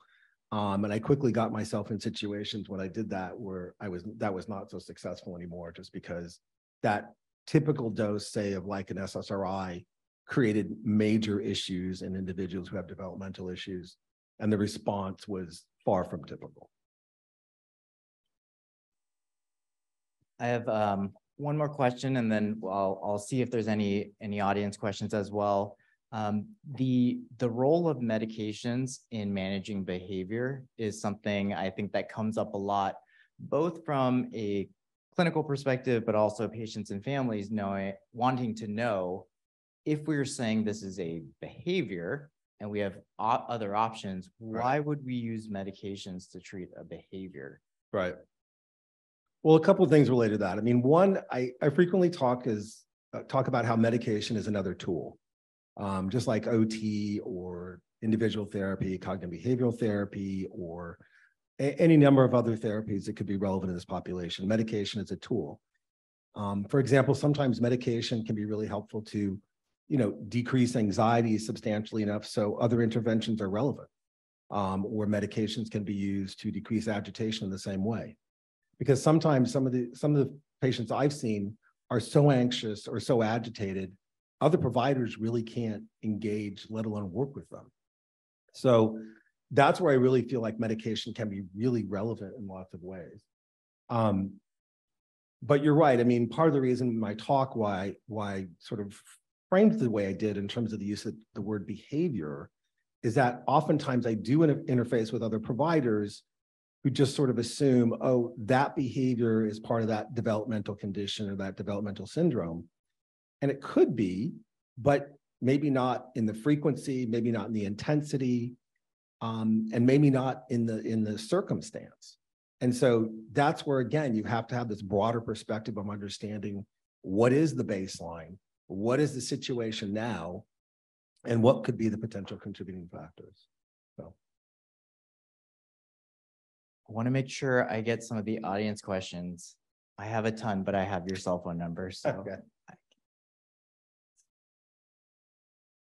Hi.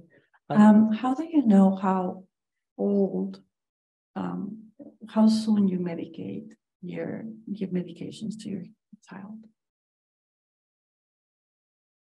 I mean, it really varies. I mean, again, there's a lot of factors that go into that decision. I mean, some of the things I've already discussed in terms of like frequency, intensity of behaviors, how impactful it is for other interventions to occur. You know, most psychiatric medications have indications down to the age of 6 or so. That's kind of the lowest. Rarely I'll see someone less than that. Occasionally I will, but in that case, that's usually really, really intense behaviors, meaning like severe aggression or severe self-injury. So it really just depends on those other circumstances as well. Mm-hmm. Yes.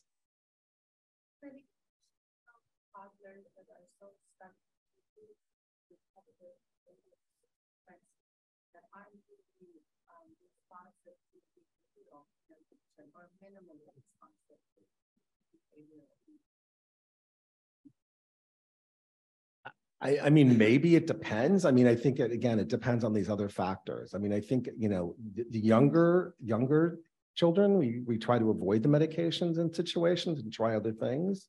But again, medication can be a tool that may facilitate these other interventions happening.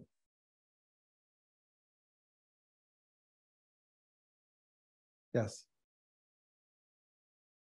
An overpopulation, you're dealing with the higher population, and they did down that round of medications, and they decided now once they're out of college or old enough, they decided to maybe self-medicate with, especially during COVID, marijuana and alcohol. Mm-hmm. Are you seeing that more some of your patients or anxiety of young adults, and what is being done to address it? I mean, I think definitely in the context of COVID, a lot of individuals had issues with substances. I mean, I think though that issue, especially in California, predated COVID. There can be substantial consequences that I've seen in my own patients related to the use of cannabinoids and other substances. You know, I'm fairly frequently asked about that. You know, can I do this, Dr. Ott? What about CBD, Dr. Ott? You know, those kinds of things. And, you know, my typical response is we still don't know enough about the benefits, but there's lots of downsides. And I clearly have seen lots of people significantly impacted psychiatrically, which previously would not have been the case, likely related to increased potency and access. So. Yes. If this is a neurological disorder, right, autism, and that the child is born with autism, what are your thoughts on, you know, how do we get to the point of early intervention and earlier screening so these individuals don't get to the point of needing your high-level, high-intervention services as teens and adults, you know, with these comorbidities? Are these comorbidities coming because they didn't get the early intervention and the early supports and the early social acceptance and the early intervention at school? Had they had them, maybe they perhaps would be in a different position and not be at the state of all these different levels of anxiety, drug addiction, whatever it might be. So I'm just curious as to your thoughts on risk screenings for this. If this is neurological, you know, are we going to get to a point where we're going to be able to see it sooner than stage 3? Right? I'm not sure. I'm sorry, but you know, when I see the numbers of 1 in 36 from the CDC, and I myself, a parent of a 17-year-old, you know, I start to wonder when are we going to get to the point where we can intervene earlier, get them the right supports in schools and clinicians like yourself, so they don't get to the point of desperation. Yeah, I mean, I think you bring up a really important point. I'm probably not the best person to address that. There's probably several other people in the room, perhaps even who could address that better than I could. But I think it's a really important point, obviously, that those early interventions are, you know, really, really important. But I would, you know, more related to my talk, though, I would say that making sure that some of those other medical issues that may be comorbid also get, you know, adequately addressed and treated along the way. Because sometimes, you know, that those medical issues may be problem number 8, 9, and 10 on a list, which primarily includes, you know, anxiety, aggression, self-injury, agitation, etc. And understandably, they're pushed down lower on the list. But, you know, I really learned that you have to really make sure that I am, as a clinician myself, try to make sure that people are addressing those as much as possible as well. So. I'm just curious as to, like, did the anxiety come out because there wasn't the early interventions in the way that then society or schools or what, et cetera, family, neighbors, et cetera, were treating them? Did that bring on the anxiety? I mean, there's many contributing factors to anxiety in my patients when I try to uncover it. So, yeah. Thank you. The question actually, the two previous questions actually bring up in my mind, I don't know if there's a connection that you see as well, is that sometimes individuals present either with a substance use disorder, using substances to manage their anxiety and depression, right? Or to help in social situations, not knowing that a diagnosis of autism spectrum disorder was one of the challenges that they've been struggling with for a number of years. Right. So sometimes I see it come the opposite way. Right. Right. I would agree. I mean, there's always bi-directional pathways that I'm surprised by. And I struggle with sort of, what comes first and how they interplay with each other in the moment and even over time. So. There's a question that came through that I know we hear or we get asked a lot in clinic about diet. So diets in the treatment, could diet have an impact in the treatment of severe behaviors observed in children or adolescents with autism versus medications or other alternative medications? The short answer in some ways is yes, but again, I think you have to understand my response is reflecting that the diet is a way of addressing that medical issue. For example, if there is reflux or if there is constipation or if there is, issues with stool holding or something, so that diet is a way of impacting those medical conditions, not as diet as a treatment per se. Again, I'm not an expert on diet as a treatment per se for various symptoms, but I think that, I talk a lot about diet and things like hydration, and making sure that that's being addressed adequately, because again, if that's not, that can be consequential. Yes, thank you so much, Dr. Ott and Dr. Tito. How do you draw the line when you see something from your medical physician that the parents disagree with and feel that medical implementation or intervention will not be accepted in terms of their child, to the extent that there's a pullback, and how you in your consultation may have a way of assuaging that pullback such that the parents are on board, and that before the child is even notified of the prescription, you've kind of gotten a partnership with the parents. And how long, this is difficult, do you see that intervention is either handling the situation, stabilizing the situation, or actually aggravating the situation? Okay, the last part is by far the easiest in some ways there. Well, I'm going to make this a little bit more difficult, and you have to answer in 19 seconds. 19 seconds. So you have to give any intervention a fair amount of time, I feel like, especially working with these individuals. So you can't sort of say, oh, let's give this a couple of weeks and then we'll make a decision, just because sometimes there's other factors that get involved. In terms of the first part, which I think I understand fairly well, sometimes I know that they're not going to accept, the parents or the patient may not accept the intervention that I think is first and foremost relevant. And I definitely sometimes will go, okay, so let's go over here and try this and see what happens. So I think sometimes you have to know the patient and the parents well enough to know that if you go directly to A, that relationship with them may be over.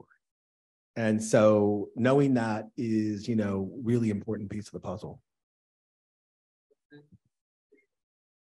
If the medical insight you have on the totality of the patient's needs, and your perspective, you're the go-to doctor in many of these matters, that's really a tough job.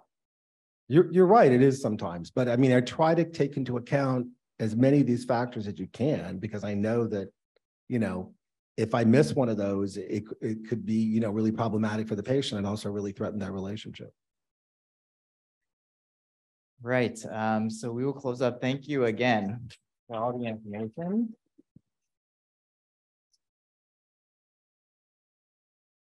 A lot of really challenging questions, and this is a great, at least for me, you know, thank you guys. I think we're coming to the end of the day. We're ending earlier than we have in pre-COVID. First of all, thank you. Yeah, sure. Because we used to get complaints about people driving home on Friday at 5. So, but for those of you who want to stay around, we'll stick around a little bit to answer questions and stuff, because I realize there still may be a few things simmering over but please stay in touch with us. Follow us by joining the mailing list that is out there. Monica and others run a social media site, get involved in research, you know, be in touch. There are a lot of ways to do that. Reach out to us. And, you know, we really enjoy that. And so let's see, been a long day, a lot of stuff, a lot of interesting discussion. Maybe this is even, I'm still not even past my post-lunch cupcake glucose rush. But I'll say that, first of all, I want to thank all the speakers. Really, thanks to everybody who's participated in this, both as speakers, moderators, showing up and, you know, providing information and giving talks. So thanks to everybody. And then I want to thank all of you for, you know, for coming and engaging with us and raising your hand and asking some pretty hard questions at times. And you have to keep doing that, because that's our job, is to, you know, hear those questions and try to answer them through our work and our research and stuff. So we're really grateful, actually, for those of you that came in person and for those of you online. We'd love to get feedback. Monica probably is going to tell me there's remind everyone to fill out their evaluations, which I always forget to say. So you've gotten some evaluation, please fill that out. It's super helpful. We've used those to kind of try to craft the program, which this year probably has changed the most from any kind of previous year. And we'd love to get feedback for things that worked, maybe things that didn't work, things you'd like to hear about, things you'd like to hear more about. Obviously, there's a limit to what we can do in person, but we can always do more kind of online and video, and we're beginning to work on that. And I think over the next 6 to 12 months, you should please stay tuned, and you'll hopefully see more on our website and more of a web and presence. As somebody who has no social media presence whatsoever, that's me. I'm relying on others to do that, but we're trying to move out of the dark ages into the light. So thank you all. Fill out your evaluations. And really, again, it was a great pleasure to listen to the questions. It was really, many of them were just totally amazing questions, actually. And, you know, really hit to the heart of matters that we are all concerned about as well. So thank you. Have a great weekend, safe drive, etc.